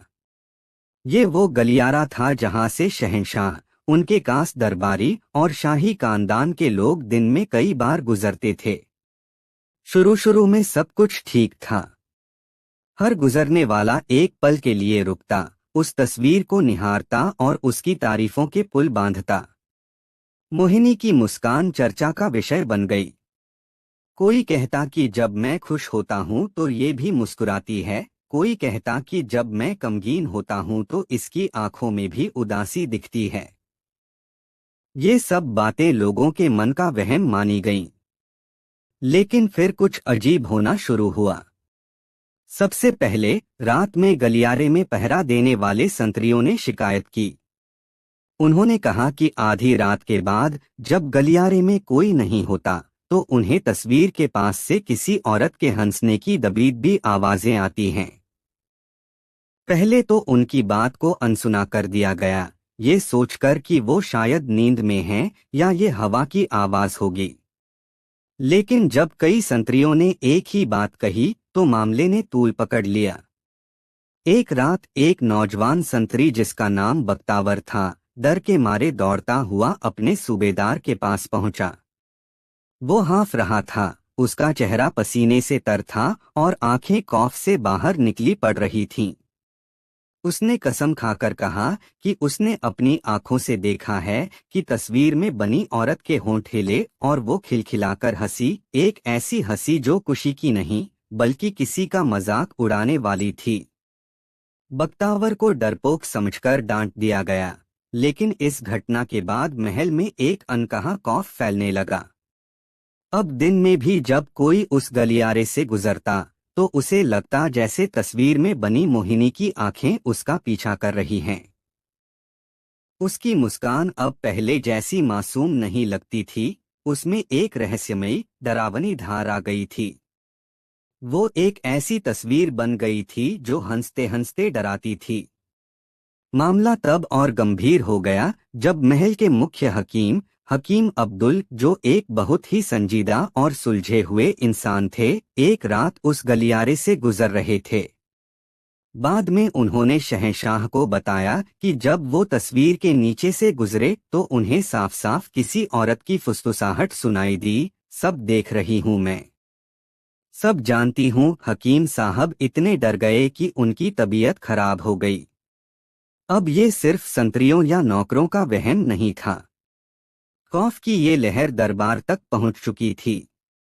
बड़े बड़े मनसबदार और अमीर उस गलियारे से जाने में कतराने लगे।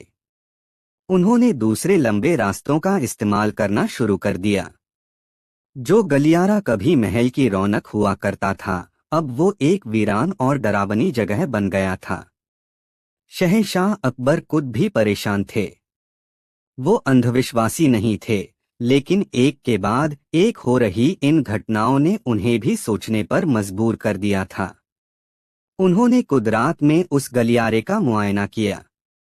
उन्हें कोई हंसी तो सुनाई नहीं दी, लेकिन उन्होंने भी महसूस किया कि उस तस्वीर के पास एक अजीब सी ठंडक और नकारात्मक ऊर्जा थी, जिसे नजरअंदाज करना मुश्किल था।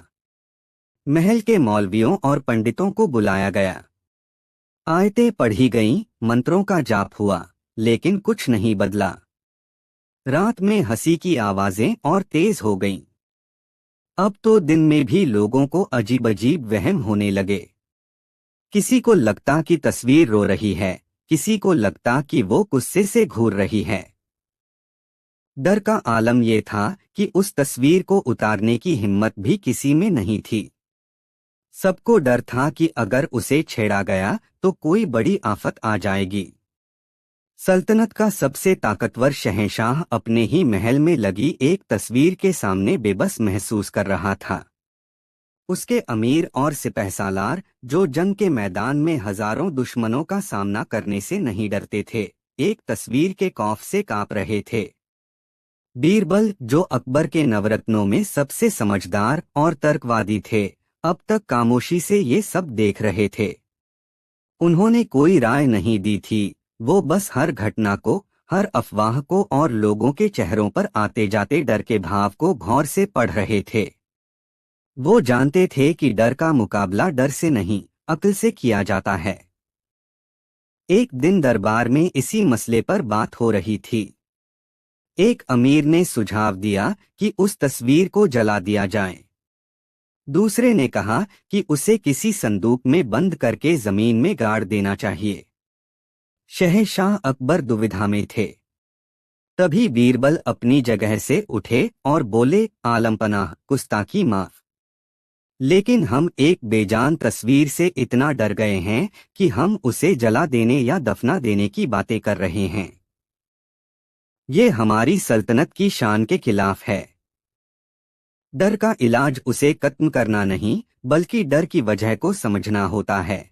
एक दरबारी ने तंज कसा, तो क्या आप उस रूह से बात करके उसकी वजह समझेंगे? बीरबल जी, बीरबल मुस्कुराए, अगर जरूरत पड़ी तो वो भी करेंगे, लेकिन उससे पहले मैं उस तस्वीर से मुलाकात करना चाहूंगा, अकेले में और अपनी शर्तों पर। शहंशाह ने पूछा, क्या शर्तें हैं तुम्हारी? बीरबल ने कहा, मुझे 3 दिन और 3 रातें उस गलियारे में अकेले रहने की इजाजत दी जाए। मेरे पास मशालें, कुछ औजार और मेरे सोचने के लिए मेरी तन्हाई होगी। इन 3 दिनों में कोई भी, चाहे वो खुद आलमपनाह ही क्यों न हो, उस गलियारे में नहीं आएगा।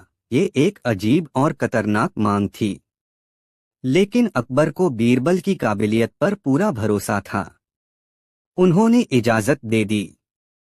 पूरे महल में ये खबर फैल गई कि बीरबल उस भूतिया तस्वीर का सामना करने जा रहे हैं। लोगों ने मान लिया था कि बीरबल या तो पागल हो जाएंगे या जिंदा वापस नहीं आएंगे। पहली रात बीरबल ने उस गलियारे में प्रवेश किया। संतरियों ने बाहर से दरवाजा बंद कर दिया। बीरबल ने सबसे पहले उस तस्वीर को दीवार से उतारा। वो बहुत भारी थी। उन्होंने उसे जमीन पर एक चादर बिछाकर लिटा दिया। फिर उन्होंने मशाल की रोशनी में उसे घंटों तक देखा, हर तरफ से, हर कोण से। उन्होंने उसके रंगों को, उसके कैनवास को, उसके फ्रेम को, हर चीज को बारीकी से परखा। उन्होंने पाया कि तस्वीर में इस्तेमाल हुए रंग आम नहीं थे। उनमें एक खास तरह की चमक थी, खासकर मोहिनी की आंखों और होठों में। रात गुजर गई, बीरबल को कोई हंसी सुनाई नहीं दी। अगली सुबह बाहर खड़े लोग हैरान थे कि बीरबल बिल्कुल सही सलामत हैं। दूसरा दिन और दूसरी रात। इस बार बीरबल ने गलियारे का मुआयना किया।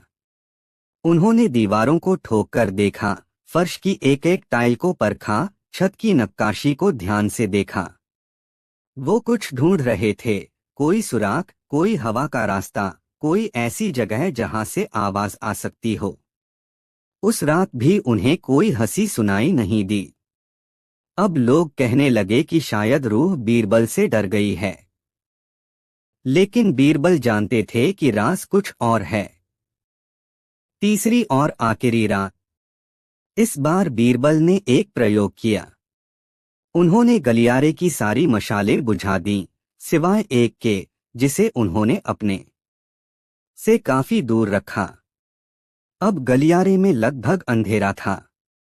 वो खुद तस्वीर के पास एक कोने में छिपकर बैठ गए और इंतजार करने लगे। घंटों गुजर गए। आधी रात हुई और तभी बीरबल ने उसे सुना।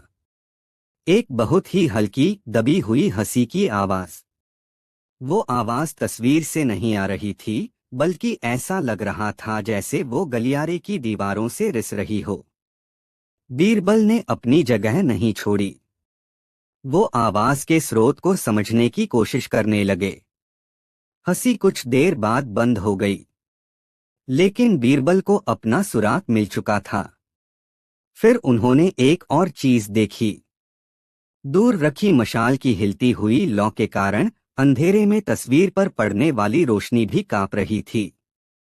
और इस कांपती हुई रोशनी में उन कांस रंगों की वजह से ऐसा लग रहा था जैसे मोहिनी के होंठ सचमुच हिल रहे हैं और उसकी मुस्कान बदल रही है।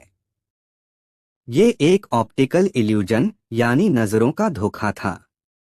3 दिन पूरे होने के बाद जब गलियारे का दरवाजा खोला गया, तो बीरबल एक शांत मुस्कान के साथ बाहर आए। शहंशाह और पूरा दरबार उनके इंतजार में खड़ा था। अकबर ने बेचैनी से पूछा, क्या पता चला बीरबल? क्या राज है उस तस्वीर का? बीरबल ने कहा। आलम पनाह, राज तस्वीर में नहीं, इस महल की दीवारों में है। और इस डर के पीछे किसी रूह का नहीं, बल्कि एक बहुत ही शातिर इंसानी दिमाग का हाथ है। लेकिन सच को सबके सामने लाने के लिए मुझे एक नाटक करना होगा। बीरबल ने अपनी योजना शहंशाह को बताई। अकबर उनकी चतुराई पर हैरान रह गए और उन्होंने योजना के लिए हामी भर दी। अगले दिन दरबार लगा। बीरबल ने ऐलान किया, मैंने उस तस्वीर में बसी रूह से बात की है। वो मोहिनी नाम की एक बहुत ही हुनरमंद गायिका की रूह है, जिसे किसी ने धोखा दिया था। वो तब तक शांत नहीं होगी जब तक उसे इंसाफ नहीं मिल जाता। उसने मुझे बताया है कि उसका कातिल इसी दरबार में हम सबके बीच मौजूद है। आज रात जब चांद ठीक सिर पर होगा, तो वो खुद अपने कातिल का नाम बताएगी। ये सुनकर दरबार में सन्नाटा छा गया। हर कोई एक दूसरे को शक की निगाह से देखने लगा। बीरबल ने आगे कहा, आज रात उस गलियारे में एक खास मजलिस होगी। तस्वीर को वापस दीवार पर लगा दिया गया है। शहंशाह सलामत के साथ सभी कास अमीर और मनसबदार वहां मौजूद रहेंगे। सबको खामोश रहना होगा। मोहिनी की रूह सिर्फ गुनहगार से बात करेगी, और जब वो उसका नाम लेगी तो तस्वीर की आंखों से खून के आंसू बहने लगेंगे। ये बात इतनी डरावनी थी कि कई दरबारियों ने वहां जाने से मना कर दिया, लेकिन शहंशाह का हुक्म था, जिसे कोई टाल नहीं सकता था। रात हुई। पूरा दरबार उस खौफनाक गलियारे में इकट्ठा था। मशालों की कापती रोशनी में माहौल और भी भयानक लग रहा था। सब खामोशी से सांस रोके उस तस्वीर को देख रहे थे। बीरबल ने आंखों ही आंखों में शहंशाह से इशारा लिया और फिर बोलना शुरू किया, ऐ मोहिनी की पाकरू, हम सब यहाँ जमा हुए हैं। अब वक्त आ गया है कि तुम अपने गुनहगार का नाम लो। कुछ पल खामोशी रही, और फिर वही दबी हुई हंसी की आवाज गूंजने लगी, लेकिन इस बार वो पहले से ज्यादा साफ थी। मैं सब जानती हूँ। धोखेबाज, मक्कार। आवाज रुक रुक कर आ रही थी। दरबारियों के चेहरे डर से सफेद पड़ गए। तभी आवाज फिर आई, मेरा कातिल, मेरा कातिल है। वो जिसने मुझे सल्तनत के खिलाफ साजिश में इस्तेमाल किया। वो है, वो है दीवाने कास का निगरां इख्तियार खान। जैसे ही ये नाम लिया गया, इख्तियार खान, जो दरबार का एक बहुत ही इज्जतदार और भरोसेमंद मंत्री था, चीख पड़ा, नहीं, ये झूठ है, मैंने कुछ नहीं किया। उसकी चीख के साथ ही तस्वीर की आंखों से लाल रंग का एक तरल पदार्थ बहने लगा, बिल्कुल खून के आंसू की तरह। ये मंजर इतना भयानक था कि कई लोग बेहोश होते होते बचे। इख्तियार खान खौफ और घबराहट में पीछे हटने लगा और भागने की कोशिश की, लेकिन शाही फौज के सिपाहियों ने, जिन्हें बीरबल ने पहले ही तैयार रखा था, उसे पकड़ लिया। बाकी दरबारी अभी भी सदमे में थे। उन्हें यकीन नहीं हो रहा था कि ये सब क्या हो गया। तभी बीरबल ने ताली बजाई और गलियारे की छत के पास एक जालीदार रोशनदान के पीछे से दो सिपाही एक शख्स को पकड़कर नीचे लाए। वो महल का ही एक पुराना गवैया था। बीरबल ने फिर शहंशाह की तरफ मुड़कर कहा, आलम पनाह, अब मैं आपको पूरा सच बताता हूँ। बीरबल ने समझाया, इस गलियारे के ठीक ऊपर संगीतशाला का एक पुराना बंद पड़ा कमरा है। उस कमरे से एक हवा की नली, वेंटिलेशन डक्ट, सीधे इस गलियारे की छत के पास खुलती है, जो नक्काशी में छिपी हुई है। आवाज उस नली के जरिए साफ नीचे आती है। इख्तियार खान ने इसी का फायदा उठाया। वो इस गवैया को वहां बिठा देता था, जो औरत की आवाज में हंसता और फुसफुसाता था। और जब मैंने उस गवैया को पकड़ा, तो आज रात भी इसी ने इख्तियार खान का नाम लिया। एक अमीर ने पूछा, लेकिन वो खून के आंसू? बीरबल मुस्कुराए। वो खून नहीं, सिर्फ लाल रंग और शहद का मिश्रण था। तस्वीर के फ्रेम के ऊपर मैंने एक बहुत ही पतली नली फिट कर दी थी, जिसका सिरा ठीक आंखों के ऊपर था। नली का दूसरा सिरा मेरे हाथ में छिपे एक छोटे से मशक पाउच से जुड़ा था। जैसे ही गवैया ने नाम लिया, मैंने मशक को दबा दिया और रंग आंखों से बहने लगा। अब सारी पहेली सुलझ चुकी थी। इख्तियार खान ने अपना गुनाह कबूल कर लिया। उसने बताया कि वो पड़ोसी सल्तनत का जासूस था। उसका मकसद महल में डर और अविश्वास का माहौल पैदा करना था, ताकि वो शहंशाह के जरूरी फैसलों को प्रभावित कर सके और सल्तनत को कमजोर कर सके। उस्ताद फरहाद नाम का मुसव्विर भी उसी का आदमी था। तस्वीर के रंग भी कांस जड़ी बूटियों से बनाए गए थे, जो कम रोशनी में चमकते थे ताकि नजरों का धोखा पैदा किया जा सके। उनकी योजना लगभग कामयाब हो गई थी, लेकिन बीरबल की अक्ल के आगे उनकी सारी साजिश धरी की धरी रह गई। इख्तियार खान और उसके साथियों को देशद्रोह के जुर्म में सख्त सजा दी गई। उस दिन के बाद उस गलियारे से डर हमेशा के लिए खत्म हो गया। शहंशाह ने बीरबल से पूछा, इस तस्वीर का क्या किया जाए? बीरबल ने जवाब दिया, आलमपनाह, तस्वीर बेकसूर है। ये तो एक खूबसूरत कलाकृति है। डर तस्वीर में नहीं, हमारे दिमाग में था, जिसे इख्तियार खान जैसे लोगों ने अपने फायदे के लिए इस्तेमाल किया। इसे यहीं रहने दिया जाए, ताकि ये हमें हमेशा याद दिलाती रहे कि अक्ल की रोशनी के सामने अंधविश्वास और खौफ के बड़े से बड़े साये भी टिक नहीं सकते। वो तस्वीर आज भी उस दीवार पर लगी है। अब कोई उसे देखकर डरता नहीं, बल्कि लोग उसे देखकर बीरबल की बुद्धिमानी को याद करते हैं और उस अजीब कहानी को दोहराते हैं, जब एक तस्वीर हंसते हंसते पूरी सल्तनत को डराने लगी थी।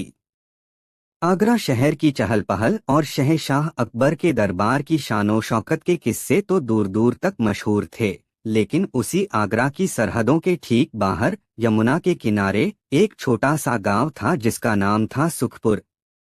जैसा नाम वैसा ही गांव। सुखपुर अपनी हरियाली, अपने मेहनती लोगों और अपनी अजीब सी शांति के लिए जाना जाता था। पर सुखपुर की सबसे बड़ी और सबसे हैरतअंगेज पहचान थी गांव के बीचों बीच बनी एक पुरानी 2 मंजिला हवेली। ये हवेली किसी अमीर जमींदार की नहीं थी, बल्कि गांव की पंचायत की मिल्कियत थी, पर उसका इस्तेमाल एक बहुत ही खास मकसद के लिए होता था। उस हवेली के बारे में एक किंवदंती थी, जो कई पीढ़ियों से चली आ रही थी, कि उस घर में आज तक कोई रोया नहीं था। न मौत पर, न बिछड़ने पर, न किसी दुख या तकलीफ में।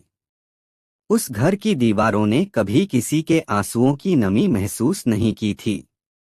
ये बात जितनी अविश्वसनीय थी, उतनी ही सच्ची मानी जाती थी।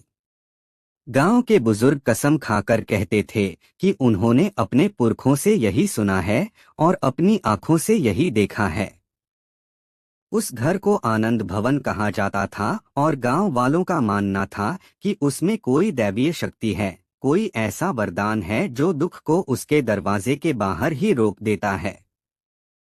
इस वजह से गांव में जब भी कोई परिवार किसी बड़े सदमे से गुजरता, जैसे किसी अपने की मृत्यु हो जाती, तो उसे कुछ दिनों के लिए उस घर में रहने भेज दिया जाता था। और चमत्कारिक रूप से उस घर में जाकर लोगों का दुख हल्का हो जाता था। वो रोते नहीं थे, बल्कि एक अजीब सी शांति और सुकून महसूस करते थे। धीरे धीरे ये बात आगरा तक पहुंची। अफवाहों के पंख लग गए। कोई कहता कि उस घर की नींव में कोई चमत्कारी पत्थर दबा है, तो कोई कहता कि वहां किसी संत की आत्मा निवास करती है, जो किसी को रोने नहीं देती। शहंशाह अकबर, जो हमेशा नई और अनोखी बातों की खोज में रहते थे, उनके कानों तक भी ये बात पहुंची। उन्हें यकीन नहीं हुआ। ये कैसे मुमकिन है? उन्होंने अपने दरबार में सवाल किया। दुख और आंसू तो इंसान की जिंदगी का हिस्सा हैं। कोई जगह ऐसी कैसे हो सकती है जहां दुख तो हो पर आंसू न हो? ज्यादातर दरबारियों ने इसे गांव वालों का वहम या गढ़ी हुई कहानी बताया। लेकिन जब अकबर ने अपने कुछ जासूसों को उस गांव में भेजा तो उन्होंने भी लौटकर यही बताया कि हुजूर, बात तो सच्ची लगती है।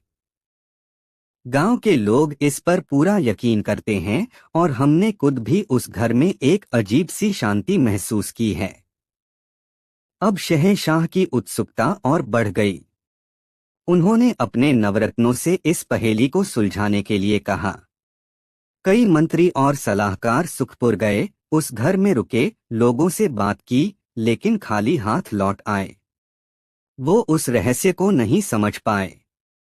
उन्हें भी वहां एक सुकून तो महसूस हुआ, पर वो ये नहीं बता सके कि ऐसा क्यों है और वहां लोग रोते क्यों नहीं हैं। जब सारी कोशिशें नाकाम हो गईं, तो शहंशाह की आखिरी उम्मीद अपनी चिरपरिचित जगह पर जाकर टिकी, बीरबल। अकबर ने बीरबल को बुलाया और कहा, बीरबल, हमने दुनिया की बड़ी बड़ी गुत्थियां सुलझाई हैं, लेकिन हमारे ही सल्तनत के एक छोटे से गांव का ये राज हमारी समझ से बाहर है। एक ऐसा घर जहां कोई रोता नहीं। जाओ और पता लगाओ कि ये कोई चमत्कार है, कोई धोखा है या कोई गहरा राज। बीरबल मुस्कुराए। आलमपनाह, इंसान के मन से बड़ा कोई राज नहीं और कुदरत से बड़ा कोई चमत्कार नहीं। मुझे लगता है इस पहेली का हल भी इन्हीं दोनों में से किसी एक में छिपा होगा। मुझे कुछ दिनों की मोहलत दी जाए। बीरबल ने कोई शाही लवाजमा नहीं लिया। वो एक आम मुसाफिर का भेष धरकर अपने एक भरोसेमंद सहायक के साथ सुखपुर के लिए निकल पड़े। गांव पहुंचकर उन्होंने किसी को अपनी असली पहचान नहीं बताई। उन्होंने गांव के मुखिया से मुलाकात की और कहा कि वो एक हकीम हैं जो जड़ी बूटियों की तलाश में घूमते हैं और कुछ दिन इस शांत गांव में रुकना चाहते हैं। मुखिया ने खुशी खुशी इजाजत दे दी। बीरबल ने पहले कुछ दिन आनंद भवन के रहस्य को छेड़ा ही नहीं। वो गांव में घूमते, लोगों से उनकी खेती-बाड़ी, उनके सुख दुख की बातें करते। उन्होंने महसूस किया कि सुखपुर के लोग वाकई बहुत सीधे सादे और संतुष्ट थे। वो कुदरत के करीब रहते थे और उनकी जरूरतें बहुत कम थीं। उन्होंने गांव के बुजुर्गों से उस हवेली के बारे में बात की। सबने वही कहानी दोहराई। एक बहुत बूढ़े आदमी जो 100 साल के होने का दावा करता था, उसने बताया, हकीम जी, मैंने अपनी जिंदगी में इस गांव में 100 से ज्यादा मौतें देखी हैं। हर मातमजदा परिवार उस घर में गया है और किसी की भी आंख से मैंने वहां आंसू निकलते नहीं देखा। वो लोग वहां जाते हैं, कुछ दिन रहते हैं और फिर एक अजीब सी ताकत और शांति लेकर बाहर आते हैं, जैसे उन्होंने जीवन और मृत्यु के सच को समझ लिया हो। बीरबल के लिए ये पहेली और गहरी होती जा रही थी। वो जानते थे कि ये कोई जादूटोना नहीं हो सकता। इसके पीछे कोई वैज्ञानिक या मनोवैज्ञानिक कारण जरूर होगा। उन्होंने उस घर को बाहर से कई बार देखा। वो एक साधारण हवादार हवेली थी, जिसके चारों ओर फलों और फूलों के पेड़ लगे थे। फिर उन्होंने घर के अंदर जाने का फैसला किया। उन्होंने मुखिया से कहा कि उन्हें कुछ खास जड़ी बूटियों को सुखाने के लिए एक शांत और पाकसाफ जगह चाहिए और आनंद भवन से अच्छी जगह कोई नहीं हो सकती। चूंकि उस वक्त घर खाली था, मुखिया ने इजाजत दे दी। बीरबल ने अपने सहायक के साथ घर में प्रवेश किया। अंदर घुसते ही उन्हें भी उस शांति का एहसास हुआ जिसके बारे में सब बात करते थे। घर बहुत ही साफ सुथरा था। कमरों में रोशनी और ताज़ी हवा का अच्छा प्रबंध था। दीवारों पर कोई तस्वीरें या सजावट नहीं थी, बस सादा चूने की पुताई थी। फर्श मिट्टी का था, जिसे गोबर से लीपा गया था, जिससे एक सौंधी सौंधी खुशबू आ रही थी। बीरबल ने घर के कोने कोने को छानना शुरू किया।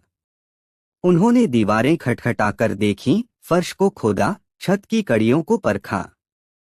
वो किसी खुफिया तहखाने या किसी छिपे हुए रास्ते की तलाश में थे, लेकिन उन्हें ऐसा कुछ नहीं मिला। घर बिल्कुल वैसा ही था जैसा दिख रहा था। उनका सहायक थककर बोला, उस्ताद, मुझे तो लगता है ये वाकई कोई दैवीय जगह है। यहाँ आकर मेरा मन भी एकदम शांत हो गया है। बीरबल मुस्कुराए। मन का शांत होना दैवीय हो सकता है, पर आंसुओं का पूरी तरह सूख जाना दैवीय नहीं, वैज्ञानिक है। हमें बस उस विज्ञान को ढूंढना है। बीरबल ने अपना ध्यान घर की बनावट पर केंद्रित किया। उन्होंने देखा कि घर में खिड़कियां और रोशनदान बहुत ज्यादा थे, और वो इस तरह से बनाए गए थे कि हवा का बहाव, क्रॉस वेंटिलेशन, हमेशा बना रहता था। फिर उनकी नजर घर में इस्तेमाल हुई लकड़ी पर गई। दरवाजे, खिड़कियां और छत की कड़ियां एक कांस, गहरे रंग की लकड़ी से बनी थीं, जिसमें से एक बहुत ही भीनी भीनी मीठी सी महक आ रही थी। वो देवदार या शीशम नहीं थी। बीरबल ने उस लकड़ी का एक छोटा सा टुकड़ा खुरचकर अपने पास रख लिया। फिर उन्होंने दीवारों पर लगी पुताई को गौर से देखा। वो सिर्फ चूना नहीं था, उसमें कुछ और भी मिला हुआ था। कुछ बारीक पिसी हुई चीजें, शायद कोई जड़ी बूटी। उन्होंने उसका भी एक नमूना ले लिया। बीरबल का शक अब गहरा हो रहा था कि राज घर की आत्मा में नहीं, बल्कि उसके शरीर में, यानी उसकी निर्माण सामग्री में छिपा है। दिन गुजर रहे थे और बीरबल की खोज जारी थी। तभी उन्हें अपनी योजना को परखने का एक मौका मिला। गांव में एक बुढ़िया की स्वाभाविक मृत्यु हो गई। वो बहुत बीमार थी और शांति से गुजरी थी। फिर भी उसका परिवार, खासकर उसकी बहू, बहुत दुखी थी। रिवाज के मुताबिक परिवार को आनंद भवन में शिफ्ट कर दिया गया। बीरबल ने मुखिया से इजाजत लेकर, हकीम होने के नाते, उस परिवार की देखभाल करने की पेशकश की। अब बीरबल उस घर में उस परिवार के साथ रह रहे थे और उन्हें करीब से देख सकते थे। उन्होंने देखा कि घर में आने के कुछ घंटों बाद ही परिवार के सदस्यों, खासकर रोती बिलखती बहू, के व्यवहार में एक अजीब सा बदलाव आया। उसके आंसू सूख गए थे। वो दुखी थी, पर उसके चेहरे पर एक शांत भाव था, एक तरह की सुन्नता। वो अपने काम कर रही थी, लोगों से बात कर रही थी, पर उसमें वो चीख पुकार और बेताबी नहीं थी जो ऐसे मौकों पर होती है। बीरबल ने देखा कि घर के अंदर की हवा में वही भीनी भीनी महक रचीब सी थी। लोग गहरी सांसें ले रहे थे और ज्यादातर समय शांत बैठे रहते थे। रात को वो सब बहुत गहरी नींद सोते थे, बिना किसी बुरे ख्वाब के। बीरबल को अब लगभग यकीन हो गया था कि उनका अंदाजा सही है। उन्होंने चुपके से उस घर के पानी का नमूना भी लिया जो एक कुएं से आता था। अब उनके पास लकड़ी, पुताई और पानी के नमूने थे। वो और ज्यादा रुकना नहीं चाहते थे। उन्होंने गांव वालों से विदा ली और आगरा लौट आए। दरबार में शहंशाह और सभी दरबारी बेचैनी से उनका इंतजार कर रहे थे। अकबर ने पूछा, क्या पता चला बीरबल? क्या है उस घर का राज? बीरबल ने अदब से झुककर कहा, आलमपनाह, राज खुल गया है। और जैसा मैंने सोचा था, ये कोई चमत्कार नहीं, बल्कि कुदरत और इंसानी समझदारी का एक बेजोड़ नमूना है। बीरबल ने फिर वो लकड़ी का टुकड़ा, पुताई का नमूना और पानी की सुराही शहंशाह के सामने पेश की। उन्होंने शाही हकीमों और रसायनज्ञों को बुलाने की दरख्वास्त की। जब वो आ गए तो बीरबल ने समझाना शुरू किया। आलमपनाह, उस घर की हर चीज एक मकसद से बनाई गई है, और वो मकसद है इंसान के दिमाग को शांत करना और उसकी भावनाओं को नियंत्रित करना। सबसे पहले ये लकड़ी। ये गंधराज नाम के एक दुर्लभ पेड़ की लकड़ी है जो सिर्फ ऊंचे पहाड़ों पर मिलता है। इसकी महक में एक खास तरह का तेल होता है जो सीधे हमारे तंत्रिका तंत्र पर असर करता है। ये बेचैनी और घबराहट को कम करता है और मन को शांत करता है। ये एक तरह की प्राकृतिक शांति देने वाली औषधि, नेचुरल सेडेटिव है। शाही हकीमों ने लकड़ी को सूंघा और जलाकर परखा। उन्होंने तस्दीक की कि बीरबल सही कह रहे थे। उस लकड़ी में वाकई ऐसे गुण थे बीरबल ने आगे कहा, अब ये दीवारों की पुताई, ये सिर्फ चूना नहीं है, इसमें ब्राह्मी और शंखपुष्पी जैसी जड़ी बूटियों का बारीक पाउडर मिलाया गया है। आयुर्वेद में इन जड़ी बूटियों का इस्तेमाल हजारों सालों से दिमाग को तेज करने और तनाव को कम करने के लिए होता आया है। जब इस पुताई पर पानी का छिड़काव होता है या हवा में नमी होती है, तो इन जड़ियों के गुण हवा में मिल जाते हैं और सांस के जरिए हमारे शरीर में पहुंचते हैं। हकीम एक बार फिर हैरान रह गए। ये एक बहुत ही अनोखा और कारगर तरीका था। बीरबल ने आखिर में पानी की सुराही की तरफ इशारा किया, और ये पानी। उस कुएं के आसपास सर्पगंधा के पौधे बहुतायत में उगते हैं। इन पौधों की जड़ें जमीन के नीचे पानी में अपने अंश छोड़ती हैं। सर्पगंधा एक शक्तिशाली औषधि है जो उच्च रक्तचाप को कम करती है और गहरी नींद लाने में मदद करती है। उस घर में रहने वाले लोग जब ये पानी पीते हैं तो उनका शरीर और दिमाग दोनों शिथिल रिलैक्स हो जाते हैं। अब पूरी तस्वीर साफ हो चुकी थी। वो घर एक तरह का प्राकृतिक चिकित्सालय, नेचुरल थेरेपी सेंटर था। गंधराज की लकड़ी की महक, दीवारों से निकलती जड़ी बूटियों की शक्ति और कुएं के पानी में घुले औषधीय गुण, ये तीनों मिलकर एक ऐसा वातावरण बनाते थे जो किसी भी दुखी और व्यथित इंसान के दिमाग पर छा जाता था। ये चीजें दुख को खत्म नहीं करती थीं, पर दुख की वजह से शरीर में होने वाली रासायनिक उथल-पुथल, केमिकल रिएक्शंस, जैसे कि रोना, चीखना, घबराहट होना, उसे नियंत्रित कर लेती थीं। लोग सुन्न हो जाते थे, एक शांत अवस्था में चले जाते थे जहां वो अपने दुख को महसूस तो करते थे, पर उस पर तीव्र प्रतिक्रिया नहीं दे पाते थे। उनके आंसू नहीं निकलते थे क्योंकि उनका दिमाग और शरीर उस अवस्था में होते ही नहीं थे।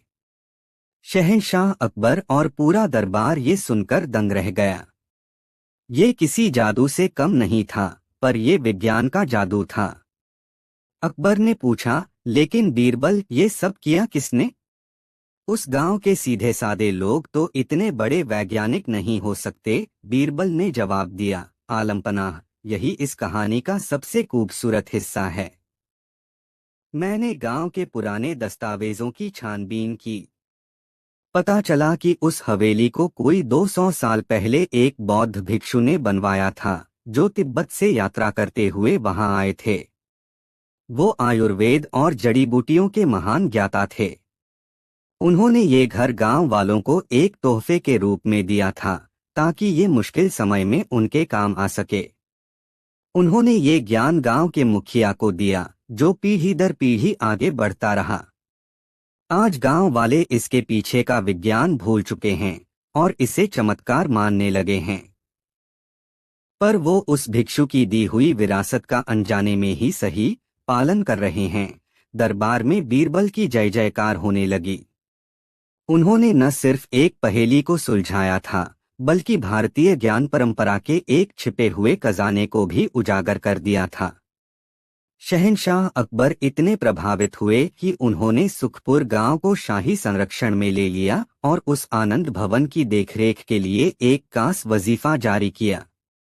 उन्होंने बीरबल से कहा, बीरबल, आज तुमने एक बार फिर साबित कर दिया कि सबसे बड़े रहस्य हमारे आसपास ही छिपे होते हैं, बस उन्हें देखने के लिए तुम्हारी जैसी पारखी नजर चाहिए। तुमने हमें सिखाया कि कभी कभी आंसुओं का न बहना भी कमजोरी नहीं, बल्कि गहरे ज्ञान और शांति का प्रतीक हो सकता है। उस दिन के बाद आनंद भवन की ख्याति और बढ़ गई।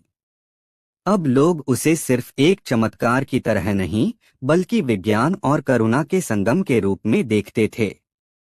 और बीरबल की कहानियों में एक और अध्याय जुड़ गया, एक ऐसे घर का अध्याय जहां कोई रोता नहीं था, इसलिए नहीं कि वहां दुख नहीं था, बल्कि इसलिए कि वहां की हवा, पानी और दीवारों में शांति और सुकून घुला हुआ था।